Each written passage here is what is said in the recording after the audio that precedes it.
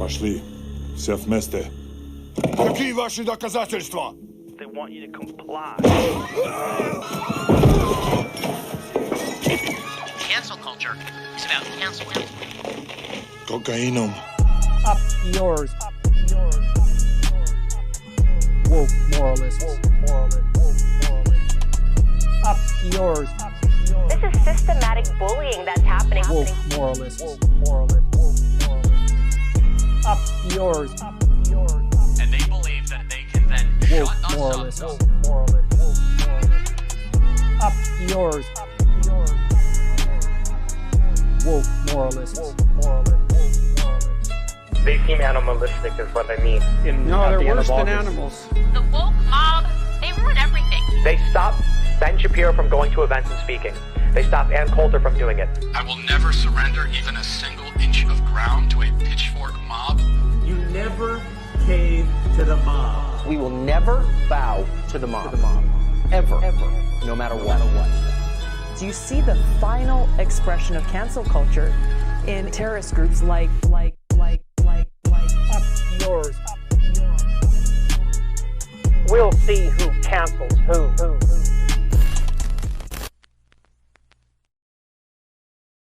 Welcome to the show. Yeah, I'm so happy to have you here. Hi, friends. Sorry. All right. No, I'm so excited to be here.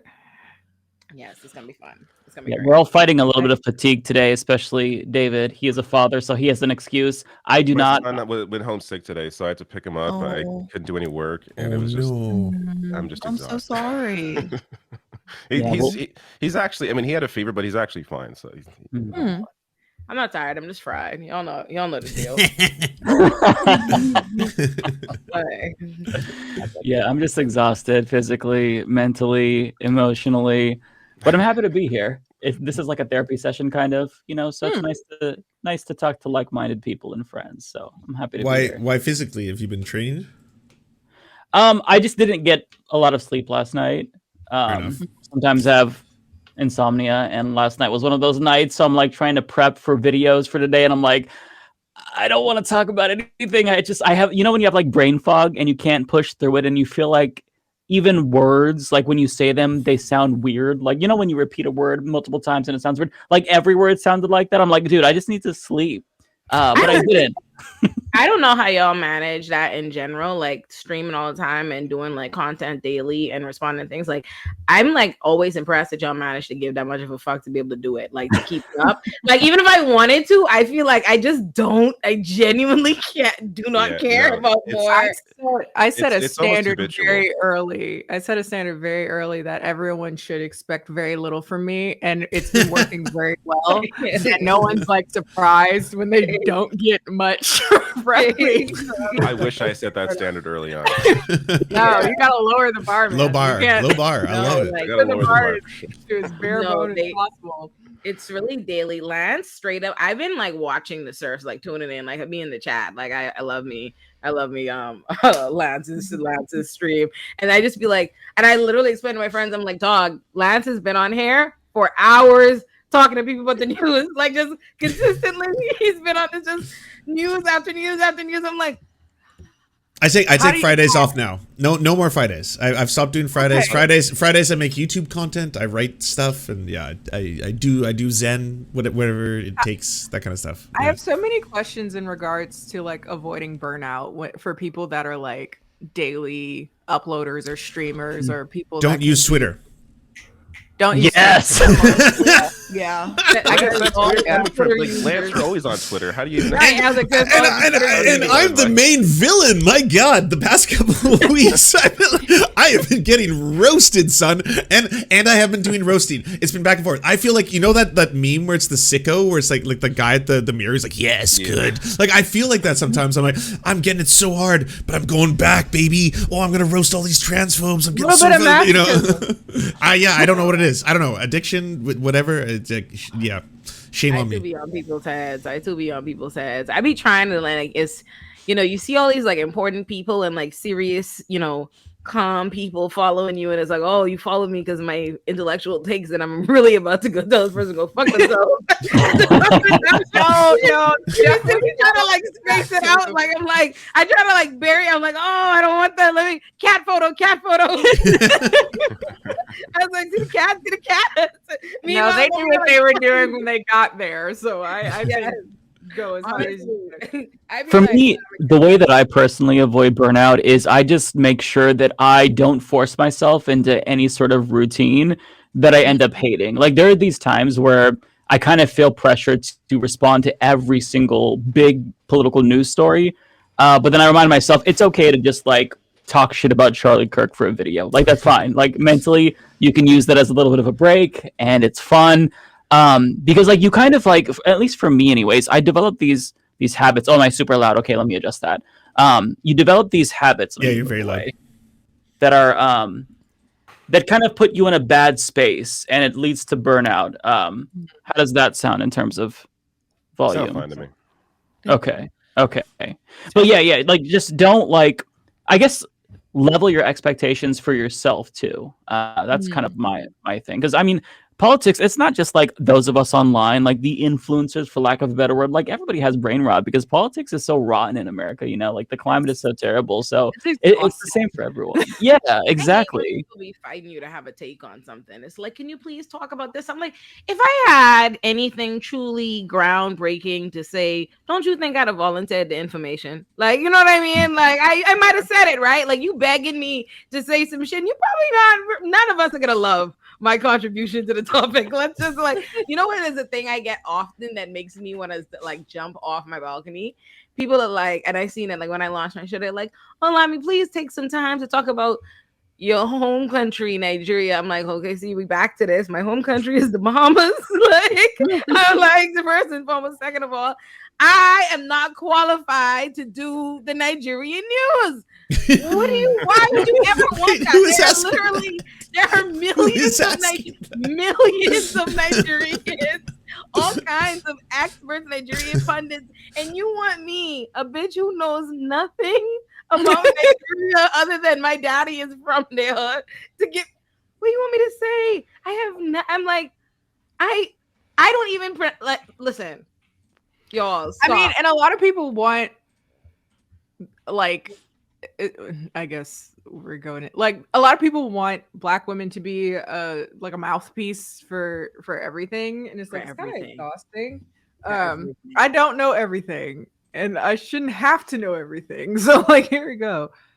I love your nails. Thank you. Okay, so this was like a last second choice. I always do nude, and I've gotten so many compliments on this. Can you stop, please? Sorry, my dog is down here.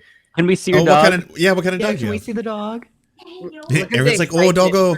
Mike said, can I see the dog? Oh. Dress it. Very cute. Oh. And she's a little menace. 6 How old is months? she? Oh, wow. 6 months. Oh, 6 months. Oh, wow. What a baby. She's a baby. Yeah, that's a baby. She just went to the vet today, and she's very upset because they had to do the little butthole thing, and she was very, very upset. So she's being a little menace, but okay. But yes, but yeah, it's like, I'm not Igbo in the comments. That's you see, not people trying to chin check me about being a knockoff Nigerian, which I am, but you two clearly are not you two are not qualified, because they say, wait a minute, Olay doesn't speak Igbo because her dad is Nigerian. My dad, I'm Yoruba. See? You see why you need to stay out my business? Like, you see why you need to stay out my business. Okay? I'm a proud knockoff Nigerian. I know what it is. Right?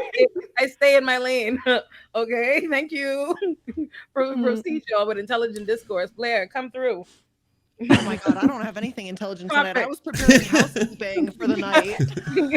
Oh wait! Before we start, everyone's asking in my chat, Kenny, an introduction. Where can we find your socials? Yes. Who are you? Sorry, I joined late. Hi. My name's Kenny, or Kendall, whichever you prefer. I'm mostly on YouTube, Kenny JD. These days I make a series where I talk about terrible movies, movie reviews in general these days a lot, while putting on my makeup. And I've been told I'm kind of funny, so you might enjoy it. So Kenny JD on YouTube, Twitter, My Twitter's kind of a mess, but like Twitter, if you want to get really Relatable.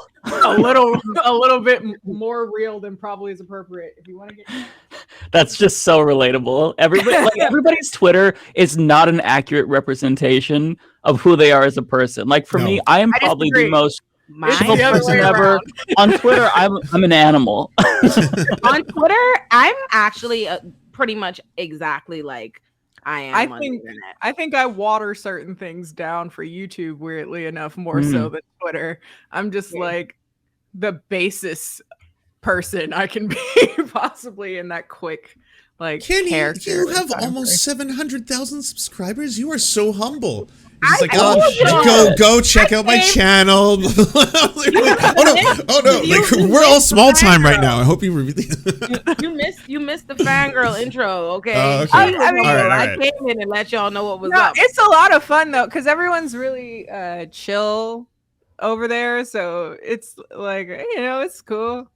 So it's fun. If anyone wants, and I guess if anyone cares to know, like after I get off of this, I'll be editing Saturday's video, and it was a movie that felt like it gaslit me the entire time, and I was so excited to rant about it because it was very frustrating.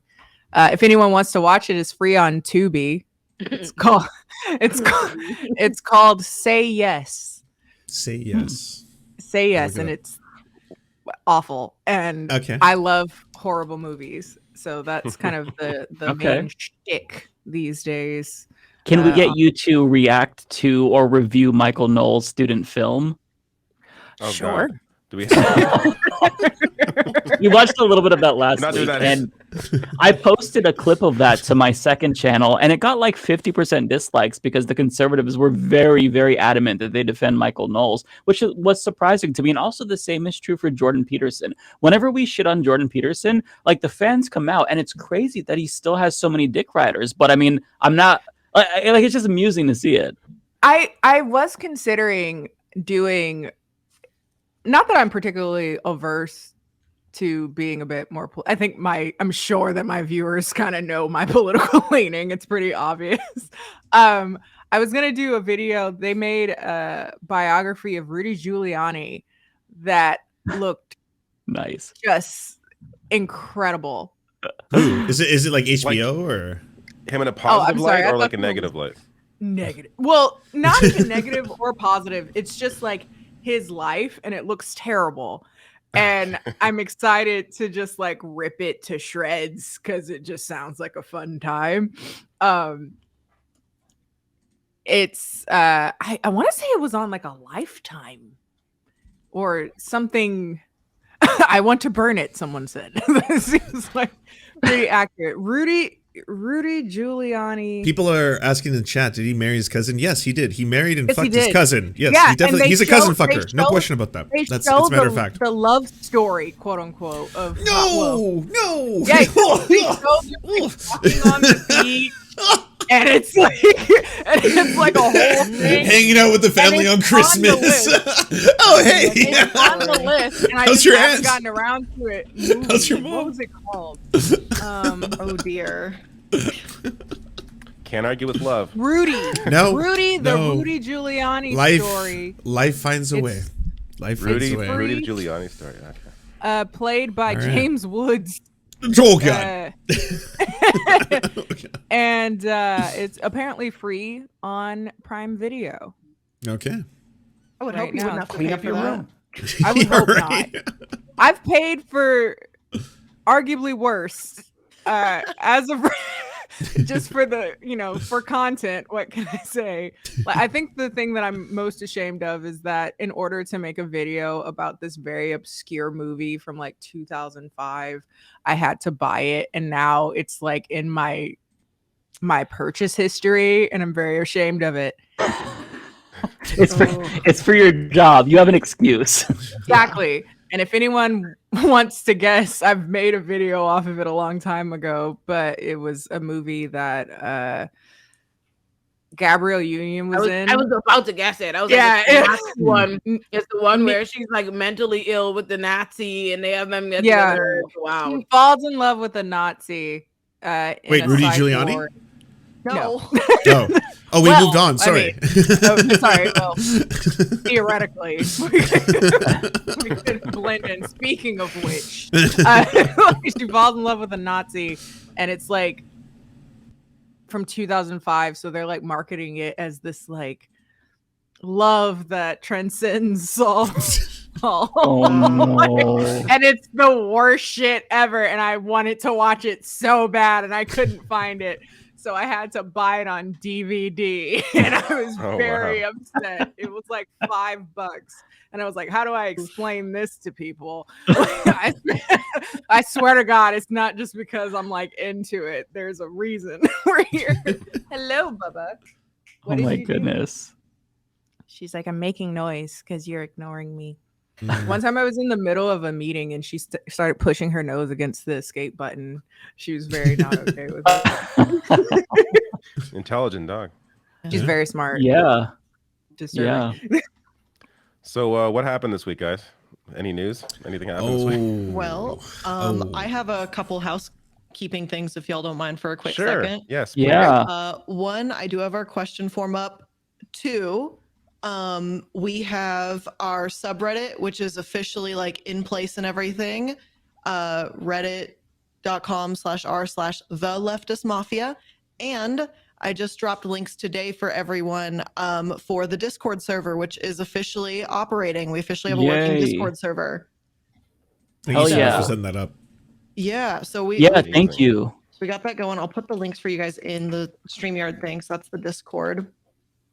And come on in, join. We have mods and everything set up, and everything should be good to go. And we'll be checking it out and seeing what you guys post in there and everything. So feel free to hop on in. Otherwise, today's topics, a lot of people want to talk about right off the bat. The Lance and Tim Pool situation on Twitter and the Anna Turfey tweet. Those are the top questions right now. So I got invited to the compound. Yeah. Yeah. Let's do the Lance thing. Well, I got invited to the compound. It's my first offer. You know, I'm excited. Matt Binder's been there before. Join the club. I'm ready. I'm ready to be cleansed. I got way too beanie horny. I'll be honest with you. As soon as I saw that post that he made, I was like, debate now. Come on, Skype, Discord. And then obviously he doesn't want to do that right away. So I'm gonna wait for a proper formal invite. So and at which point I will go to the Tim Pool compound. And I think discuss some matter topics that will be of interest. Yeah, that's probably the best way to put it. Lance, I have to add, don't you ever say beanie horny in the same sentence when you're talking about Tim Pool ever again.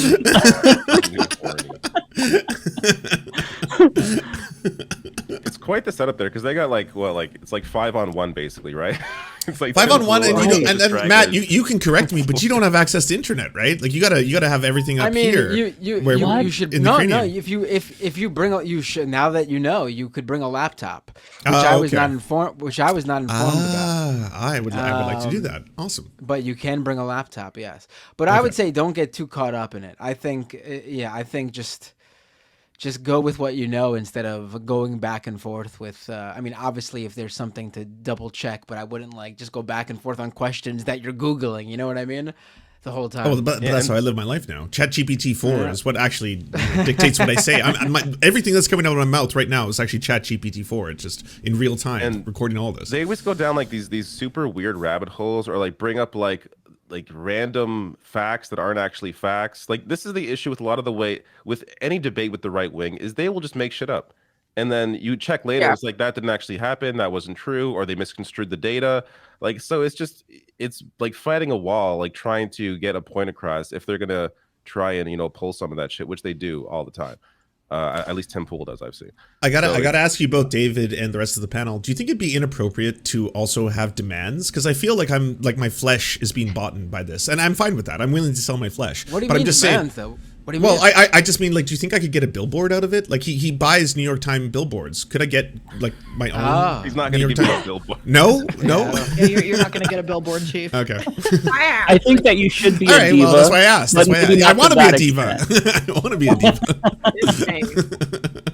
This may come as no surprise, but don't know who Tim Pool is, what the compound is. Have we not covered a Tim Pool clip on the show before? I feel like y'all have been speaking in special terms this entire conversation. I am so embarrassed because I've been sitting here like, should I know?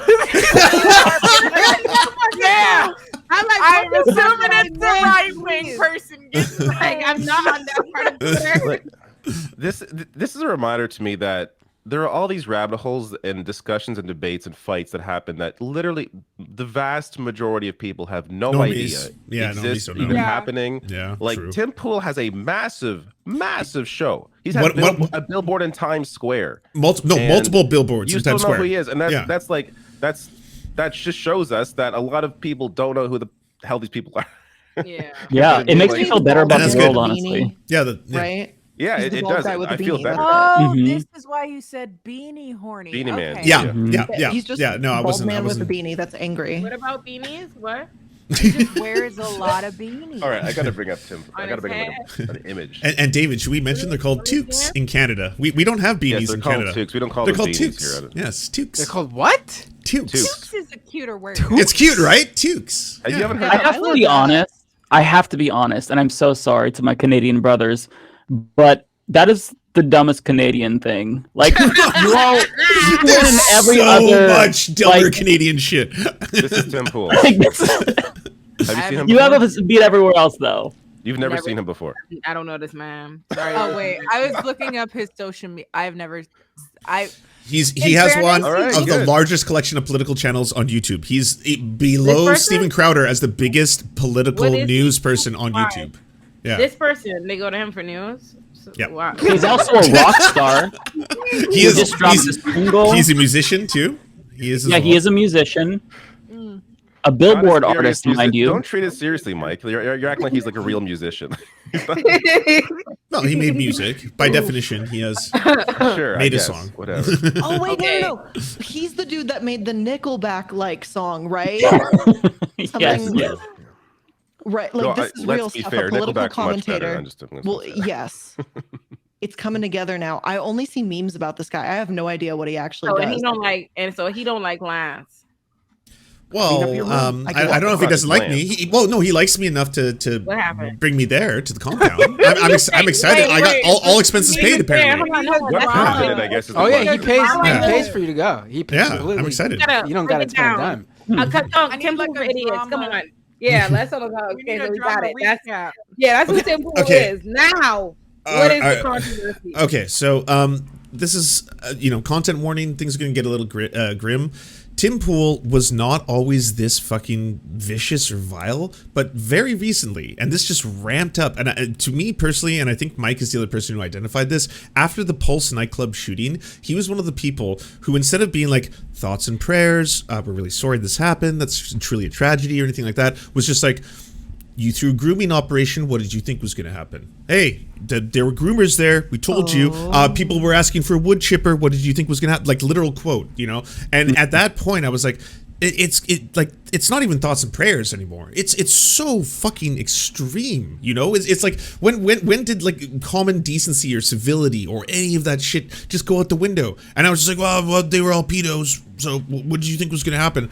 And like around that time, I just started going hard. I was just like, fuck you, you deplorable fucking piece of shit. And so like I have not put on the brakes on that since. And so I often do get viral clips on Twitter where I'll post shit about Tim Pool. And so he finally invited me onto the show. So I don't know if it's because it reached a certain point. I think it's maybe because right now I'm getting clowned on very successfully by the right for the whole kids don't take puberty blockers take on Twitter, by which I was trying to point out, by the way, if I could just clarify one quick second. The reason I'm saying that is that I think a lot of the right are obsessed and fixated on trans kids, and they always talk about 1 to, I'd say, like the 10 category. That's what they like. Won't someone think of the children? It's not won't someone think of the prepubescent teens? Won't someone think of the teenagers? It's always like won't someone think of the children?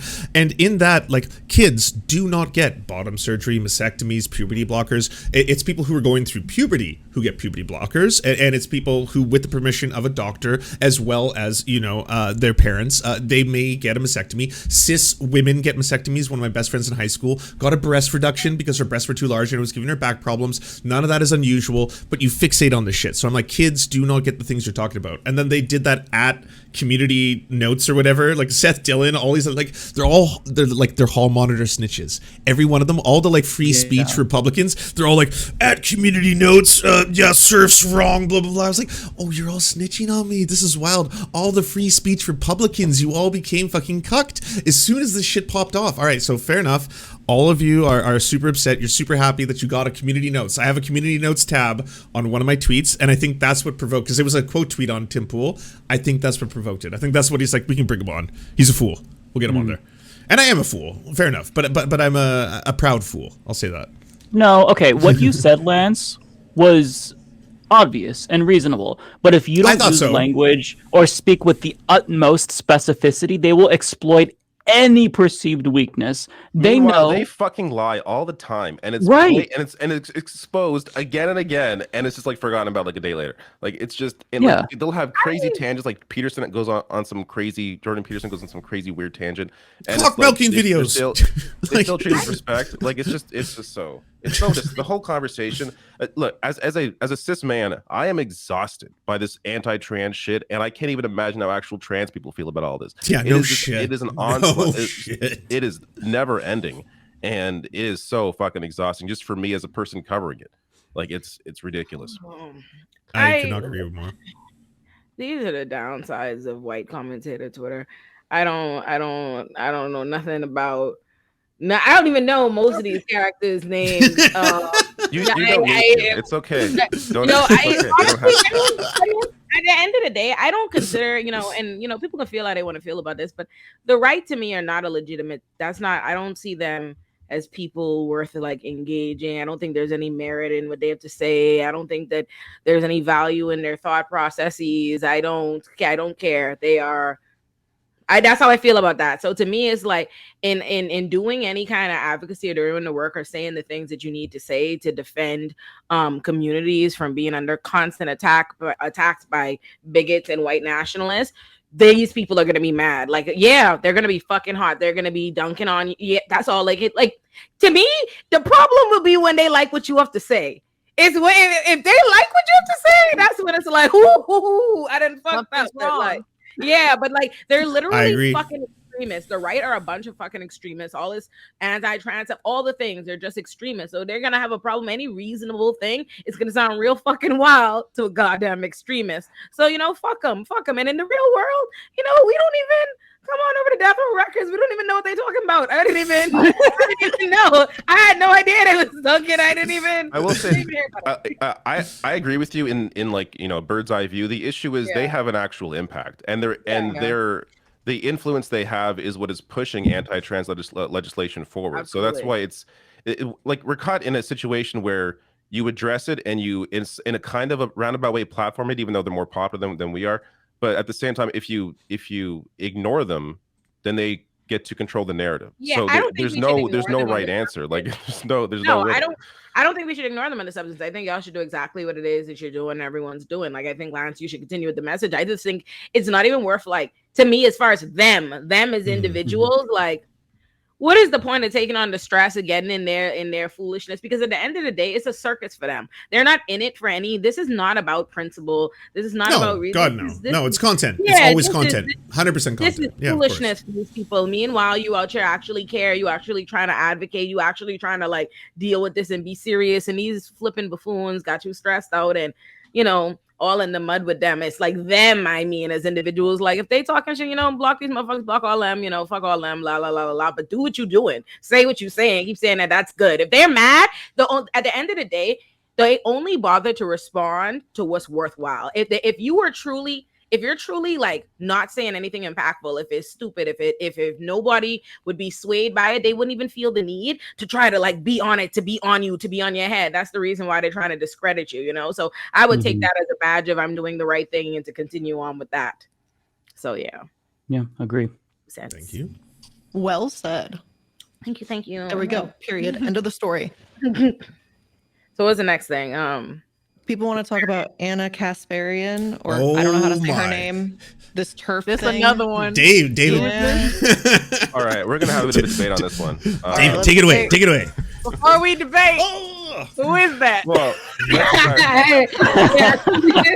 let's Please fill Kenny in.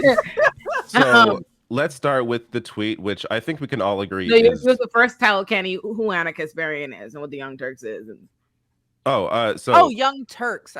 Is that like the yeah, whole... so they're like the longest running progressive news show on YouTube. Right. They have like 5 million subs, I think, on YouTube, but across like Facebook, I don't know. They have a lot of followers, a lot of viewers, a lot of influence, generally, at least historically, on the left. And to be fair, have sort of been trailblazers in the sense that they have, allowed other people to sort of come up in that space. But apart from all that, so this tweet, which I'm not going to defend the tweet. I don't agree with it. I think the tweet's wrong. I think it's misguided. Let me bring it up here. It's pretty bad. It's deplorable, as they would say. Here we go. So, all right, I'll intro this. So Anna tweeted out, and this is sort of, this is, as far as I understand, this is unprompted. I'm not sure where this came from, but I'm a woman. People don't, please don't ever refer to me as a person with a uterus, birthing person, or a person who menstruates. How do people not realize how degrading this is? You can support the transgender community without doing this shit. So I'm not sure where this, I don't know. Where did this come from? I have no idea. It's worth, so before we get into criticizing it, because again, I don't agree with it. People that are friends with her, I will say Emma Vigeland on Majority Report today, good friend of hers, had a really good criticism of this. So I think hopefully people that know her well, I know her a little bit, but not, we're not texting. So hopefully people like Emma are in conversations with her. But I just want to point out that there's a lot of bad faith criticism online over this, like people just blankly saying that she's anti-trans now completely, that people bringing up stupid shit like the Armenian genocide because of the Young Turks, when they have both, first of all, Anna's Armenian, but like Cenk has acknowledged the Armenian genocide like 1,000 times. And anyways, really dumb bad faith criticisms. Also ignoring the fact that based on, so one of the things that went viral, or not viral, but trended after this was the Young Turfs as like one of the examples of how people are calling them. If you search trans on TYT, it's purely in defense of trans people. Like, you're not going to find one video that is criticizing trans people. It's endless content defending, talking about what the right is doing. It's endless. So to try and paint an entire network, and even as Anna as a turf because of one tweet that I think is misguided, I think is ridiculous. That said, I don't know why this tweet went up. I don't know what the point of the tweet is. I don't know. So a lot of people on the right were like, oh, look at this. Anna agrees with us. And, not to say, guilt by association isn't always a smart thing to do. But the issue is if they're all using your tweet, there's a reason why they're doing that. Right. So I think it's important at that point to come out and clarify. Now, to be fair, if you go through the replies, she replied at least to Carrie Lake as one example, because Carrie Lake, a terrible, person who ran in Arizona, pretends she won the election. She replied saying like a broken clock's right twice a day. Anna replied to her being like, you're a piece of shit. So like she's responding to some of these terrible people and being like, hey, I'm not on your side.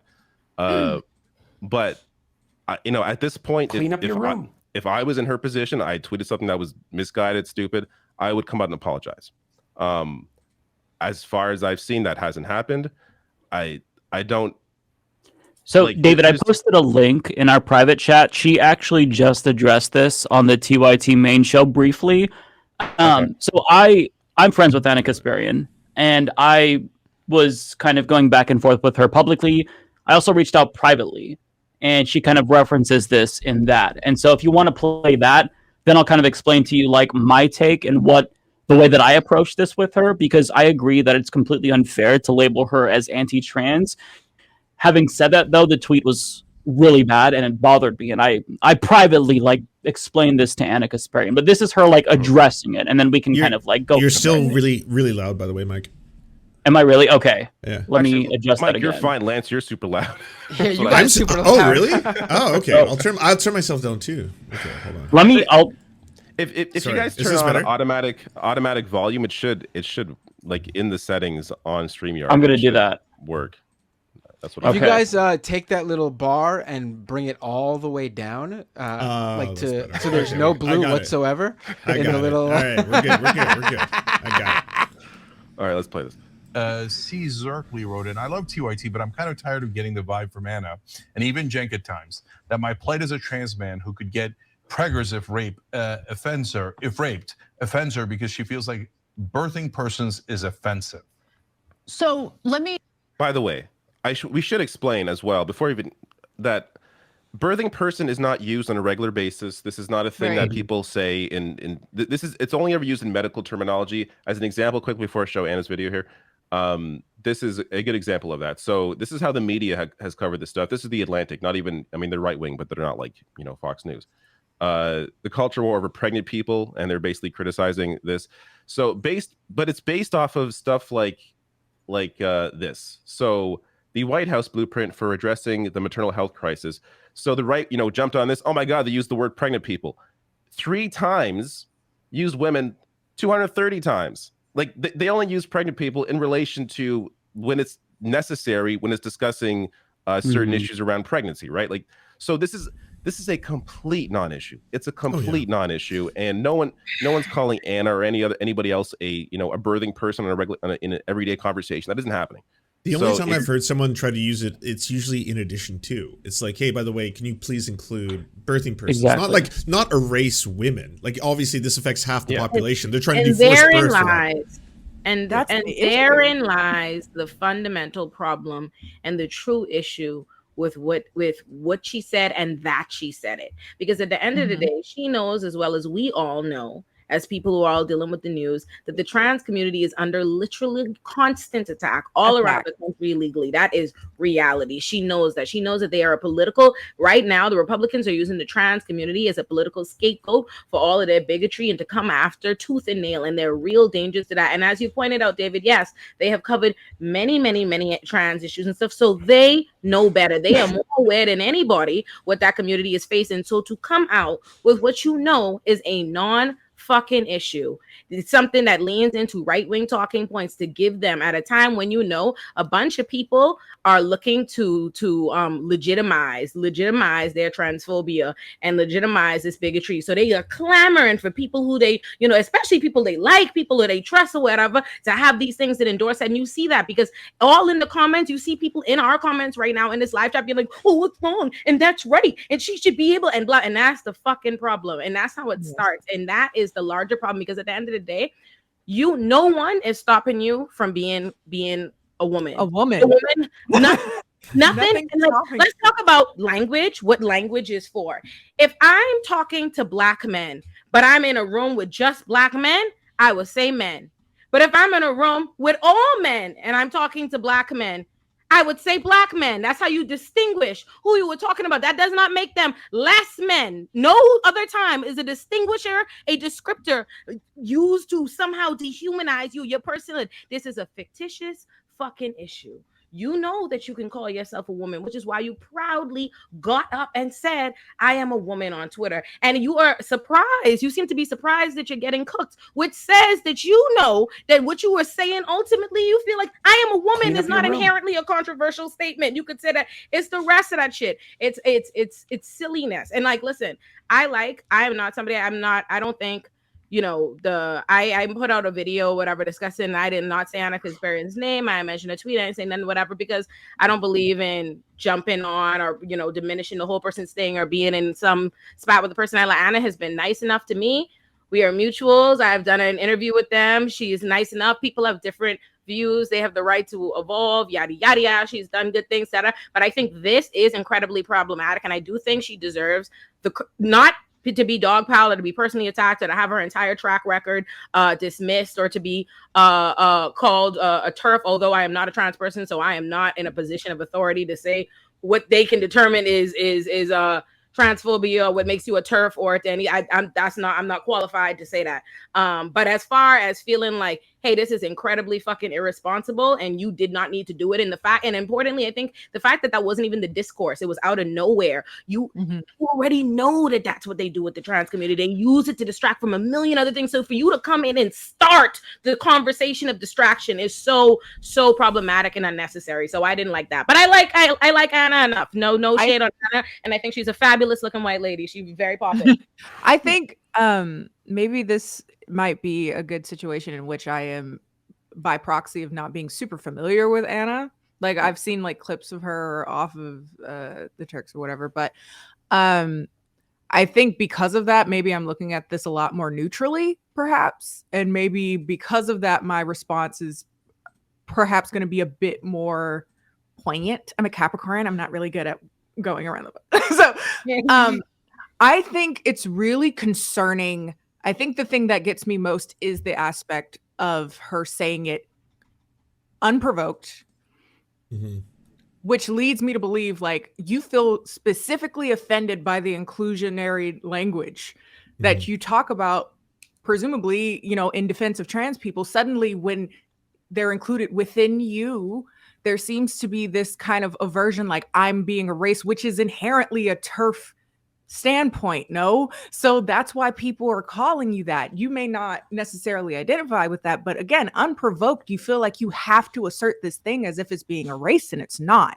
So the fact that you think it's being erased, I understand why people that again kind of look at you as a person who is spearheading conversation around protecting trans people and protecting and kind of talking about all of the horrible things that are going on in regards to legislation that's literally trying to kill and destroy the entire trans community. When you are that person that suddenly feels like, by the way, though, just so you know, I'm a woman, and it's like, huh? No one said you weren't. So it does give this kind of like undertone of like, why did you feel that was the fact that you said it is actually more concerning to me than whether or not, you know, if you were to say apologize, say it was misguided. But if being that you are so knowledgeable of the things that are going on and said it anyway, I can get why she's probably getting cooked. I will say more why than the average person. I will say without knowing. I think this is what her intention is. The Young Turks, especially more recently, they really try and talk to people who have been taken in by right-wing propaganda. So my feeling on this is it was simply an attempt to try and relate to some people who don't know enough about that terminology, are put off by it, and maybe grab them in a way to be like, oh, look, maybe I'll check out what Anna has to say on whatever on other issues because she's saying this. I don't think that's by adopting that position. Yeah, that's why I don't think it's a good strategy. I don't think it makes any sense. But I think that's if there's any intention there, that's what the intention is, because ultimately it doesn't make sense considering their content. I like Anna, but she came out on some righteous, indignant white woman shit. She did. That's what that tweet. That's 190%. It felt very like I'm not being included. Why? Right. This is the most degraded. And you know that I saw like another video that spawned off. I seen another thing, and this person was like, "Oh, you know, why am I being erased? I feel disrespect." Oh, this is insane. This is the problem I think with when like we don't really talk about like white nationalism and the problem with like our like power structures and stuff as a general, right? Because if power inherently is about like maintaining power by subjugating other groups, what happens is we start mirroring that system in other ways, and you have other people like, you know, co-opting the same oppressive systems that hurt them or whatever with other people. And that's what it is now, because there's no other context. If people were like, oh, let's have more black people, we need to get more diverse racial representation in the room or whatever, we would know automatically. People that are quick to like endorse this idea that like trans women are erasing them would be the same ones saying, oh, that's racist. That is right. Absolutely absurd or whatever to not want to have people included. But suddenly you're pretending now that merely wanting to include trans women has anything to do with you. It's insane how people, the powerful, switch themselves to make the victim, and we are that in this scenario. If we are as cis women, no one, our womanhood is it's the blueprint. It's that. No one, it's what's concrete. You are a woman. There's no challenge to that. You don't live and exist in that. So how are you suddenly making it that someone else someone else's identification with womanhood, or someone being a woman, or someone wanting to be included, has anything to do with you. Like, it's fucking absurd. I understand it is okay to say I want to be called a woman and call myself a woman. Yeah, we all call ourselves women. The only time you call yourself, you would say I call myself a cis woman in a conversation where I'm distinguishing myself from a trans woman in a conversation. It's literally language, which tells me it's like there's something else baked there, or whatever, the inherent transphobia. And listen, I think I don't condemn anybody for what our initial yes, I see everybody in the comments. Anna said, "Oh, sorry, yes. No one's talking about Anna in general. We're just talking about we've moved on now." And we will get to her video. yeah, we moved on. Okay, Anna's fine. We like Anna. But I'm like, if this is just language descriptors, and I'm not gonna condemn people for their initial you're baked into a society, I said all the time, that teaches you the default is to end up being on the side of usually pretty bigoted things. But it's the inability and the unwillingness to examine that and not to recognize that you see it in every other context. It's sick to see a bunch of Black people, gay people, other gay people, and people just acting so willing to take the one opportunity to be above somebody on the social hierarchy and be so deliberately obtuse to the fact that you are implementing the exact same structure. Like, inclusivity does not exclude you, the person who has the ability to exclude. It makes no sense. We're women. Like, no one can kick us out. No one can kick us out. We have the keys to the woman club. How are you acting?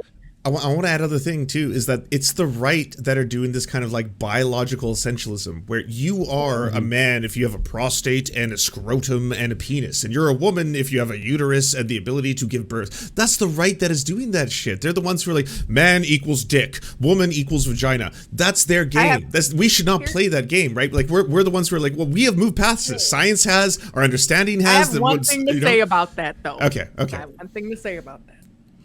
Is that people be bigoted everywhere. and I really think one of the things that I've been kind of like thinking about a little bit is we make these descriptors of like leftists are like this and right go like this, but a lot of it isn't. I'm gonna go off of my own experience, right? And I swear I can make this make sense somehow.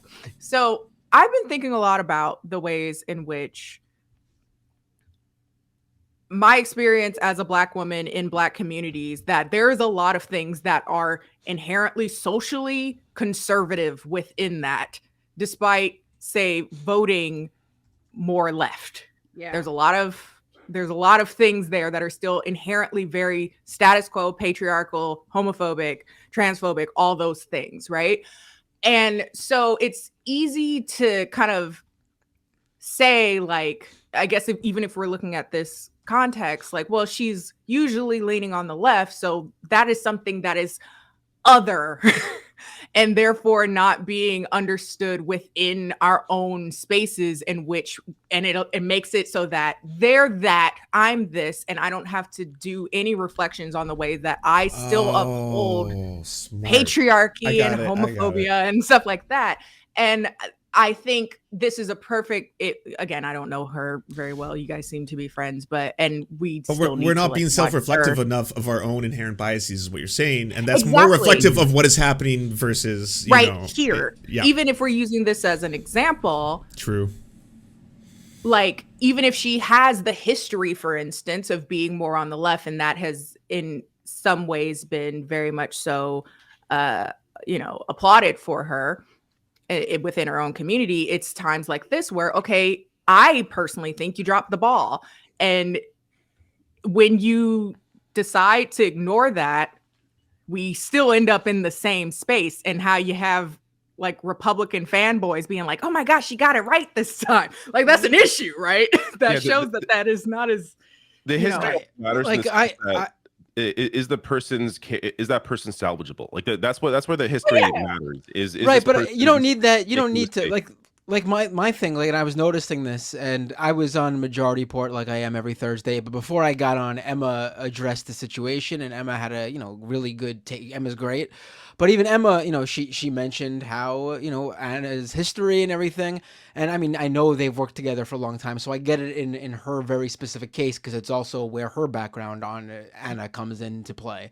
But like every single person, even here on here, I feel like they're like, you feel like you have to say something about Anna Kasparian's history, and if I guess it comes up that like someone's comparing her to like Ben Shapiro or something, then yeah, you could bring up it's not the same thing, but you don't need to add that when you're just discussing what she said, because it has no bearing on what she said. Her history means really nothing to someone who is hurt or affected by what she said in that very tweet.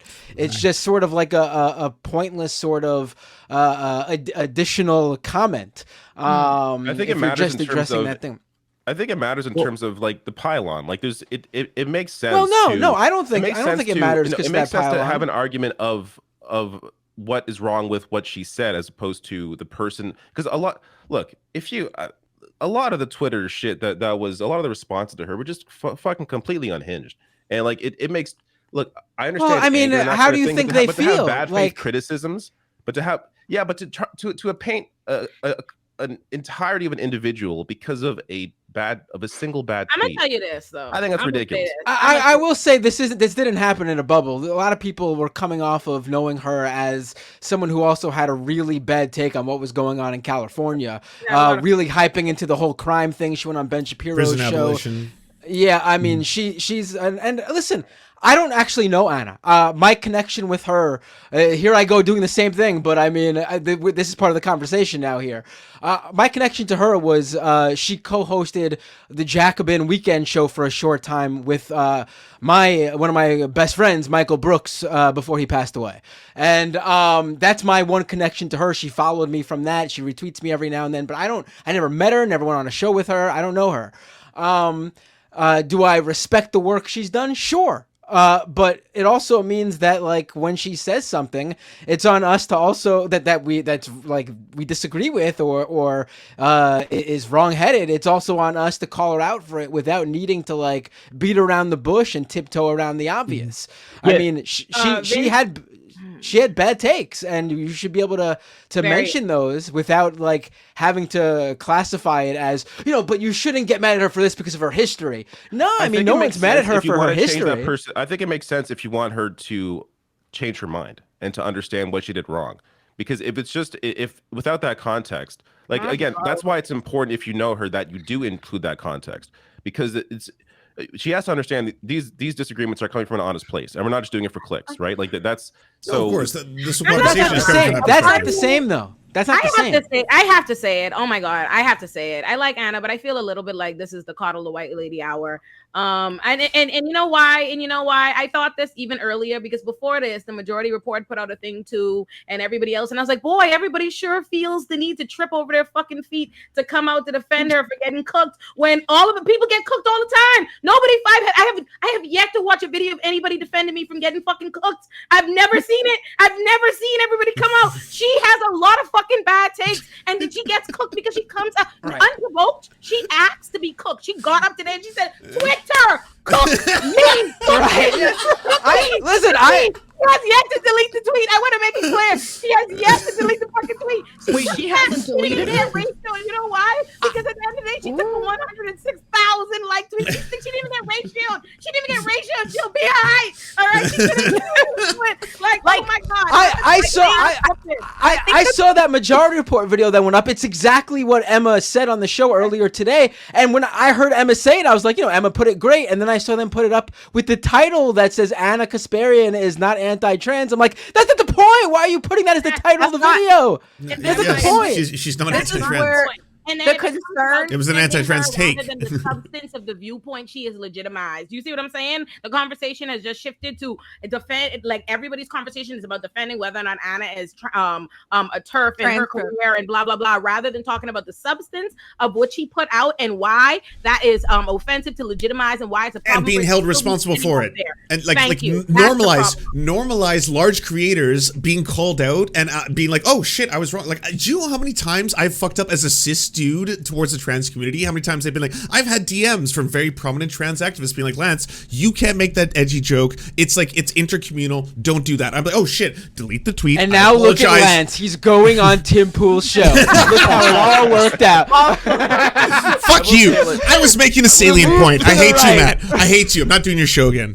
Yesterday was fun. Can I also say too that I think that like the context is important about somebody's history, but to me, when I saw that tweet, the context made it so much more hurtful because she knows better. That was the problem with me. And when I reached out to her privately, I explained that it's like, this wasn't just like some random person. This is somebody with a history of very good LGBTQ plus arguments. And I brought to her attention this great video that she did like 8 months ago. So like it was after Roe v. Wade was overturned, where her and John talked about Professor Kiara Bridges. And she was talking to Josh Hawley, and he was pissed off that she used this term, people with the capacity for pregnancy. And his whole shtick was that, oh, well, you're trying to degrade women. Like that was the subtext of it. And in that video, I explained to Anna that like you destroyed him perfectly. Like you defended inclusive language. You said that trans men exist, so we have to acknowledge them. And like to see you make that defense of inclusionary language and then say this, that's what felt like a gut punch to me. And I tried to explain that like it's not necessarily about like degrading women. Like just from my perspective, like I have a family member who's non-binary, and they, as far as I know, have the capacity for pregnancy. So why can't they be included in these conversations too? Why can't we at least use language that's really technical and objective in specific settings? Like nobody's like, I'm not calling my cousin a person with menstrual cycles or some shit. Like this isn't a conversation that we're having with each other, but in terms of like legal settings or clinical settings, I want them to be included because for a decade now, they've been fighting for validation. And so it's not like you being invalidated, it's them being validated. So like me reaching out to Anna was realizing that she can do better. And that's why it was so disappointing. Yes. And it bothered me because an ally doesn't have to be perfect 100% of the time as much as they try. Like they should. So my whole explanation was that like, look, I get what it's like to be on the receiving end of a pile-on, right? Yeah. And it happens all the time. And even I fuck up as an ally for trans people too. Like last year, I don't know if you remember, I did a segment on Rising, the first time that I ever learned about Olay, and I purposefully misgendered an individual named Im Kyverson, who threatened to sue me as a result of that video. And I was trying to make the point that if you want to misgender trans people, then this is how it feels when it happens to you. And trans people were like, Mike, that's not the argument that we're trying to make here. We don't want to normalize any misgendering. And so like initially I was like, oh, come on, man. Like I got defensive, but I explained to Anna, like, look, we're all in these positions where we're imperfect allies. Like we all, I'll never escape my own subjective experience as a cis man. But the best thing that we can do is when we fuck up, don't shut down and harden your stance. Don't double down as hard as it may be. Try to listen to good faith actors, because even though, like as David points out, there's a lot of people that are bad faith critics that are coming at this. But the people who you should listen to are people who are good faith. I would consider myself good faith. Like I've been very, very close, at least online. Like we've never met, but like me and Anna have communicated for years now. I consider her a friend. I feel like I'm someone who should respond and not have you shut down. Like the fact that you shut down tells me that you have to be more introspective and not hardened. So that's like what I brought to her. And it seems like based on like our conversation that she is like, she kind of acknowledges where she fucked up. I hope she owns it and goes further, but that's kind of, you know. David! Let's see if we can... Goddamn Willy Wonka over here. Okay. Great. All right. Offends her because she feels like birthing persons is offensive. So let me just address something, okay? For me, as a woman who has experienced endless debates, like our bodies are so politicized. And I hate feeling from the right wing my entire life that our bodies are just meant for producing children. So the phrase person with a uterus for me is triggering. But I understand the importance of inclusive language. I just don't like to be boiled down to a body part. So Mike Figueiredo from the Humanist Report reminded me of a video we did a few years ago where we were defending someone who used the phrase people with the capacity for pregnancy in the context of the abortion debate, I believe it was. I'm totally fine with that. I think that's totally fine. If that's what they want to use in a medical setting, great. But for me, my personal preference is I don't like to be referred to, even in the context of an abortion debate, as a person with a uterus. Person with the capacity for pregnancy, that's great. That's all I'm saying. I got something to say right now. My track record on transgender issues is pretty clear, and I hope you understand that I have no disdain or hatred for the transgender community whatsoever. I'm gonna jump out a window. I thought I was expecting better than that, honestly. Hold on. The two biggest. Wait, sorry, let me say this. The two biggest conservative figures who went after her afterwards, both of them were demanding that she stop calling herself cis. That was Glinner and Matt Walsh. Matt Walsh and Glinner, both of them were like, hey, by the way, you came so close, but you could never call yourself cis, blah, blah, blah. I was like, so you're telling a woman who's telling you that, like, I don't want to be told what I have to be referred to, that I have to not use these terms. So that's the right-wing response to this. I hope everyone realizes. I'll say what I think the issue is. She has to understand she has a platform. It doesn't matter what her personal feeling is. She doesn't need to voice that publicly. Like she didn't. That's just stay private. Like talk about. You have to understand the power you have with your words and language, and it doesn't. I'm sorry. It doesn't matter how you feel personally. What context? I'm sorry. What context is she being called?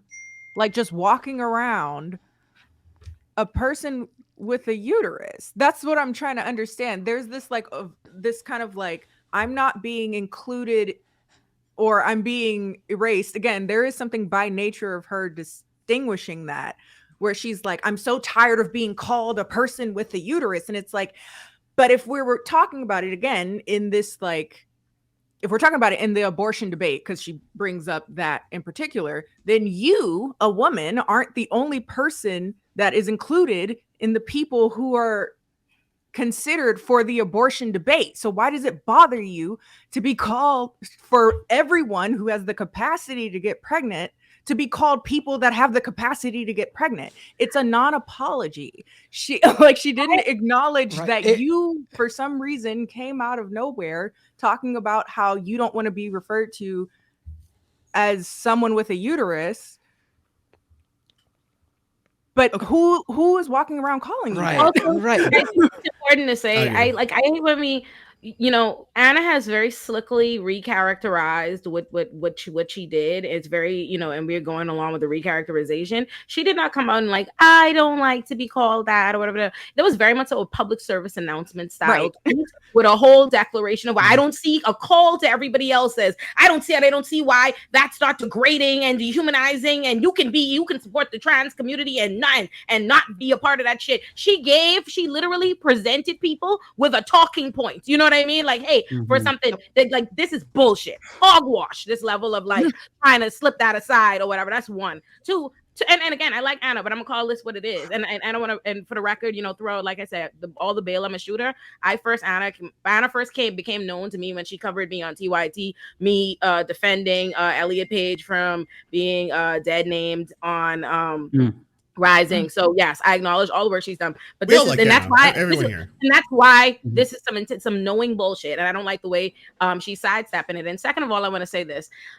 This is the way that, and I want to call this on what it is, on the white womanness of all of this, because this is the way that white women act that makes some people feel like you're not real allies. And very much so, I want to speak to the Bill Burr joke of being in on the heist and not liking your cut, because this is the tippity top most privileged shit ever. Do you know how much shit, how many words, how many ways of classification exist in this society that I don't like as a black woman that you live with? I think I like every time urban to me and black people, urban all the damn time. I hate criminal justice system. I hate law and order. I hate 90% of the shit that we say and things that are a part of our fucking lexicon. But I don't get to make this level of declaration like, oh, it's so bothers. You can want to be called by whatever you want to call in your life. No one is stopping you from calling you a woman. People refer to you as a woman. You are a woman. Nothing is infringing upon you. But the fact that you unprovoked were so bothered by the idea of other people using this inclusive language that you even feel like you could make some PSA as though like people should not be using this because you don't like it, because it's not your preferred measure, is a level of privilege that is not being called out in this conversation. That's some real white woman shit. And I like Anna, but that is what that is. Well, and to add on to that, as an example, might I add, J.K. Rowling did an interview with a reporter, and this is actually nearly verbatim the same type of language she used. And so for Anna to use J.K. Rowling-esque language is terrifying, to be honest. I don't know if you guys have seen that interview or heard of it. I'm sure you have. But J.K. Rowling essentially says that her uncomfortableness with the trans community, as she likes to call it, is because she felt that she as a woman is being erased by this type of inclusive language. Didn't she say something like, what's the word for the thing that menstruates again? Woman, wooban, weeban? That was the tweet or something like that? Like, if white people was like, I feel like when white people start talking about they feel like they're being erased when we make the Little Mermaid black and stuff like that and blah, blah, blah. Racist. We all fucking know it's racist. We all in consensus. Everybody knows it's fucking racist. The same way when you start using this bullshit logic when it comes to my womanhood, bro, get the fuck out of here. Get out of here. It's Get out of here. Yeah, it's the same thing, my guy. It's the same thing. You just like this kind of bigotry. That's all. Like, that's all. This is the bigotry that you feel entitled to. Like, there's an element of like, someone brought up in the comments, I happen to look over here, and this was kind of the feeling I was getting from it. I was like, how did this become about you? Like, it's like, we're talking about inclusionary language for trans people, and somehow you felt like this is personal. And it's like, huh? The only way it would feel personal is if you feel entitled to, like, I'm being erased as a woman. And it's like, no, we're just including trans people. Again, you've made this about you.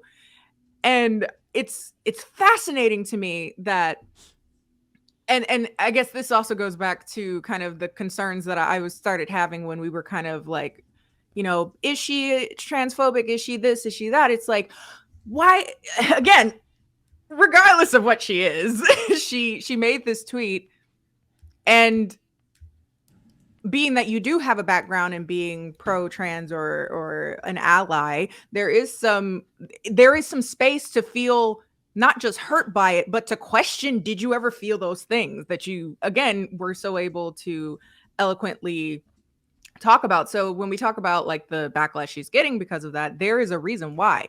Like, if you are getting backlash to someone who's already had transphobic like rhetoric and they've said it, it's like not shocking that they still do.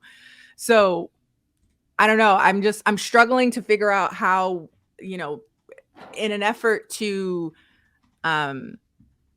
spearhead correction, I think the issue here is that, can you really judge anything based off of her history, based off of what she said? Because right now at present, she did all those things and then we're still here.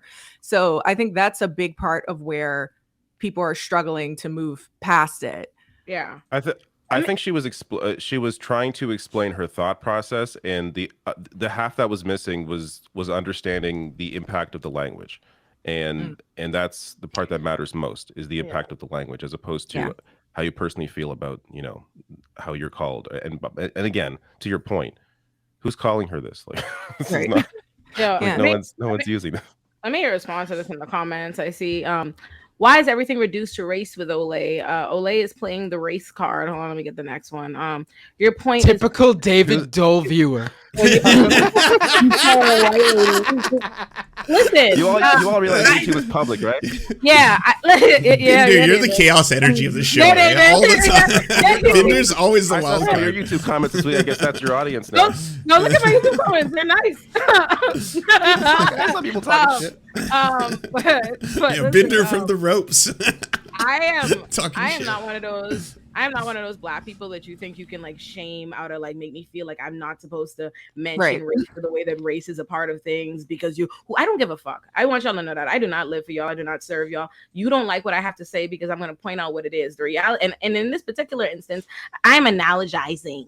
I don't know if you've heard of that, but that's what I'm doing, because what I'm recognizing is there's more of a consensus, a progressive consensus around race and racism in these particular things. So I was showing you how, when applied there, all of everybody, a lot of the people defending these viewpoints or whatever out in the public discourse would have a problem with it if used in that setting. So that's what's happening here. And why I make things about race? Well, because America has. Okay? I was gonna say, I would love fucking girl. You think I don't want to be fried and and go be cute, okay? Yeah, no. The reality is that's what's going the fuck on. And I'm educated. So I'm going to continue to tell people, and if you don't like it, you can feel free to kiss my black ass. Thank you. And also, it's just fair to say that if arguably there is something to be said about the kind of like falling on this. Well, I don't know if I want to say falling on the sword. I'm not as like out here so like, because I'm like, there is this element of like falling on the sword to like defend, but it's just like she said what she said, and that's what's happening. Like, and I wonder to what degree people would, go out of their way to defend to such a degree if, she didn't have maybe her history or her platform, or if she weren't a pretty thin white woman. I don't know. There's something to be said about that. Well, she gets the benefit of the doubt more so than anyone else. If I saw like a random person in a vacuum make that tweet, I'm saying, fuck you, go fuck yourself. But because I know and I have the context, it makes it better and worse, as I was saying, because it's like, well, you should know better. And also, one thing that I wanted to say also is that like even the word woman, that can be used in a context that is derisive. Like I think it was Zach from the Vanguard today made the point that like if somebody yelled at you and said, hey, woman, down the street, that's pretty demeaning and degrading as well. So like the context really does matter in this instance. And like for me, one last thing that I'll say about this is that it doesn't have to be a zero-sum game. And that's what I really want to stress to people and anyone who feels as if they're like under attack by the left. It doesn't have to be a zero-sum game. We all fuck up. We're human beings. Take accountability. And when we call you out, it comes from a good faith place of love. We're all good faith actors. None of us are anxious to cancel Anna Kasparian here. But from this situation, I hope that she grows. And I hope that if I fuck up somehow and I say something sexist or insensitive, that she calls me on my bullshit, because we're not perfect. We all have our own lived experiences. And sometimes we're going to make mistakes as allies. It's just a matter of taking accountability and also recognizing the impact that we have as individuals with very big platforms. To say what she said in the middle of an international crusade against trans people, that's what really makes it so much more problematic. If she said this back in 2014, it's like, okay, I disagree, but I'm moving on. But to say it now, it just felt like she should have known that she was adding fuel to the fire, to this like crusade against trans people. Like she's giving the right exactly what they wanted. So like to me, it's not about like canceling Anna. It's not about like trying to demean her and erase her previous history. It's just a matter of you fucked up. It's a bad tweet. It's indefensible. Please do better.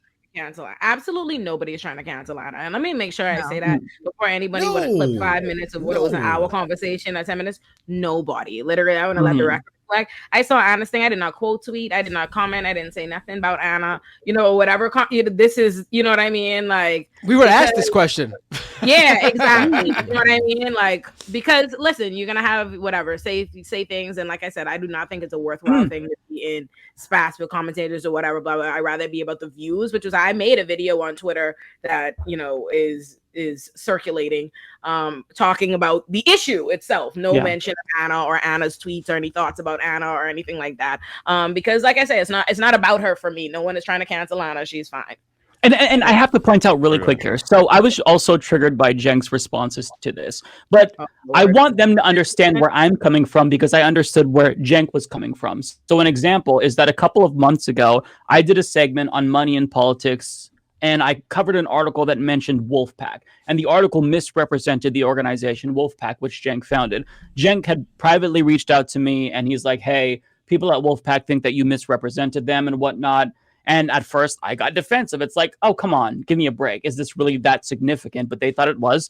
So I tried to do my best to correct it. I brought on one of the executives at Wolfpack to kind of explain what the disconnect was. So if he can understand why reaching out in good faith is important for growth, then he should apply that to this situation as well, because I listened to you, motherfucker, so listen to me now. That was a bad tweet. No, stop hardening your stance. they like he doubled down more than Anna did, and it's like, guys, like apologies work. Apologize. Nothing's wrong with yes. People will forgive you if you understand apologies the impact of your words, what you did wrong, and you apologize. Yeah, yes. like it's nothing's wrong. Like People. It doesn't make you weak. No, You're not I giving completely woke agree. mob. Yeah, I completely see, agree. he made tweets about like thinking like staying in their position is making them strong. No, that's making you look like you're weak and unable to acknowledge that you said something ridiculous. Like Exactly. I want to also say one thing to all the chats, by the way. A lot of people are upset about being like, you know, Anna, you're saying she's white, she's Armenian. I'm not trying to do erasure of any single ethnicity. I'll say this, like, my mother is native. I have a status card, and I'm white as fuck. I'm white. When I say white, by the way, it's because how do police interact with me? Police interact with me like a white guy, okay? I don't sit there and they're like, oh, wait, we have to do blood quantum on you, sir. We're going to find out what you... No, that shit doesn't happen. White just means, like, how are you treated by, generally speaking, society? Hold on, is it Armenia is also... Run the track. I'm sorry. I got to stop this dead in the tracks. This comment says, Olay got famous off TYT. Boosting her rant against Kim. TYT's on the right side, y'all being sensitive. Let me tell you something. Do not play with fucking me. Do not play with my track record. I'm a bitch who's been on John Oliver, The Breakfast Club.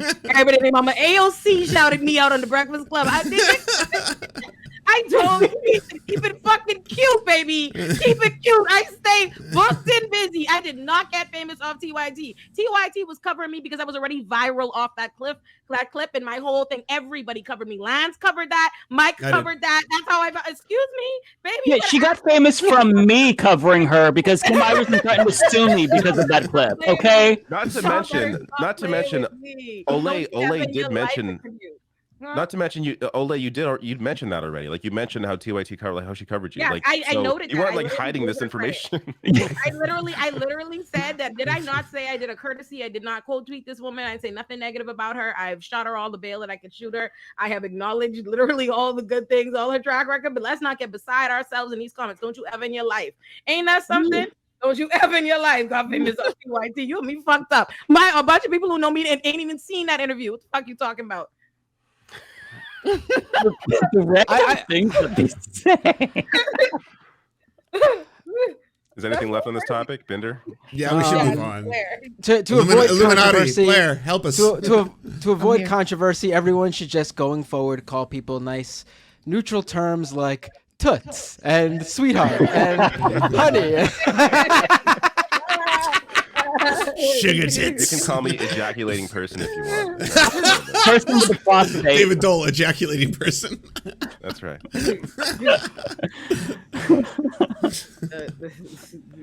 All right, we can move on.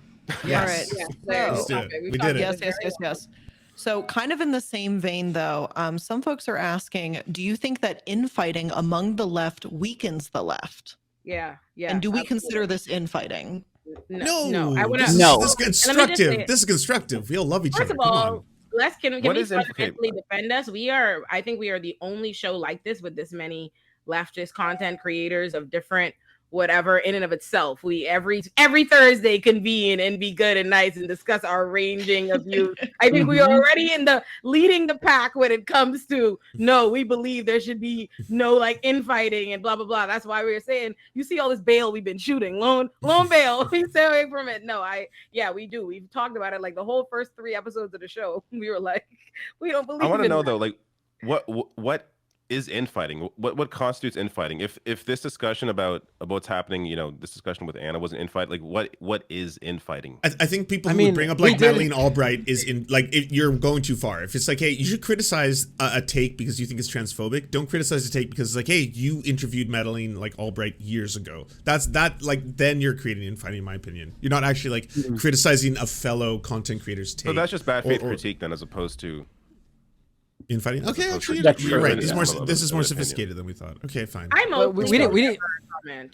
We didn't tell anyone to like stop listening to TYT or don't follow Anna anymore. We were just discussing an issue that happened, and that's it. I mean, I don't see. Yeah, there's a key difference between constructive criticism and destructive criticism. Right. Like to my knowledge, all of us are trying to get Anna to understand why there is so much backlash to that response. We're not trying to like cancel or see this is why the Young Turks is fucking terrible. Like that's not what we're trying to do, obviously. And we're gonna have these disagreements. Like go back a couple of years, you see me and Kyle Kalinske going back and forth arguing. We even had like DM arguments. Now we're like, Kyle's always been my brother. He just hit 1 million today. Shout out to him. But like we have to have these conversations on the left. The left is not monolithic. Some of us are at different like levels in terms of where we're at with regard to specific knowledge. We have to have these conversations, otherwise we can't grow. So you can understand that sometimes left fighting might look like that's what's happening, or this might look like infighting, but I feel like this is actually constructive. We've got to hash this out. Like, you can't just allow people in our own community to say things that I think are really deeply hurtful and harmful and go unchecked. This is what we're here for. Call me out when I fuck up. We'll call you out when you fuck up too. It's just like, this is what we're supposed to do. It's a microcosm of like society too, right? Like, that's what you should do amongst your friends, your family, all that kind of stuff, right? It's healthy. If anyone here actually hangs out with other people IRL, where you're like trying to do like, you know, knock on doors, activism, direct stuff, like everyone disagrees with each other, but you're still on the same pathway. We're all together in this, right? Shit. And people respect it when you do it like the nice way. Like how I even first did my TYT interview was because, and Anna said it on the interview, it was like when they were getting dogpiled on about abolition. I think it was like Chang's tweets and stuff like that. Anna was like, I was one of the only people who was like nice to her in how I addressed it in like a helpful way. So I think like, constructive, there's a way, you know what I mean? Constructive criticism and talk to that person. Like people will come to you, they will whatever. It's when I do think there is a lot of infighting on the left that is unhelpful. I've said that. I think that, I mean, those people aren't on the left though. Like that's why. No, that's true. Yeah. I agree with that. The problem is, you know, in the pseudo leftist town square on the internet, you know, they are considered as such, and people decide someone like fucking Jimmy Dore, who's like obviously a right winger. He had David Sachs on his fucking show last week. Like, give me a fucking break. Venture capitalist. Like, so when he's like, I'm the farthest left, like, fuck off. Like, you're paid by the right. Like, what the fuck are you talking about? Do not trust anyone who uses that like as a title. I am the most left of all leftism. I am the wokest of all wokest. Like, what the fuck is wrong? No, do not trust. Red flag. Point being, there cannot act like there is no real infighting. Infighting does not exist, because if you are engaging in those bad faith attacks for clicks, then you're not on the left. You're just a piece of shit, and you're doing shit for clicks. Like, infighting is that's true. See, I believe you. I believe you in reality. Like, I believe that's true. However, the appearance of who people consider of that, you know what I mean? Who they consider their leftist voices, from the appearance of that, it looks like it's just a constant spat,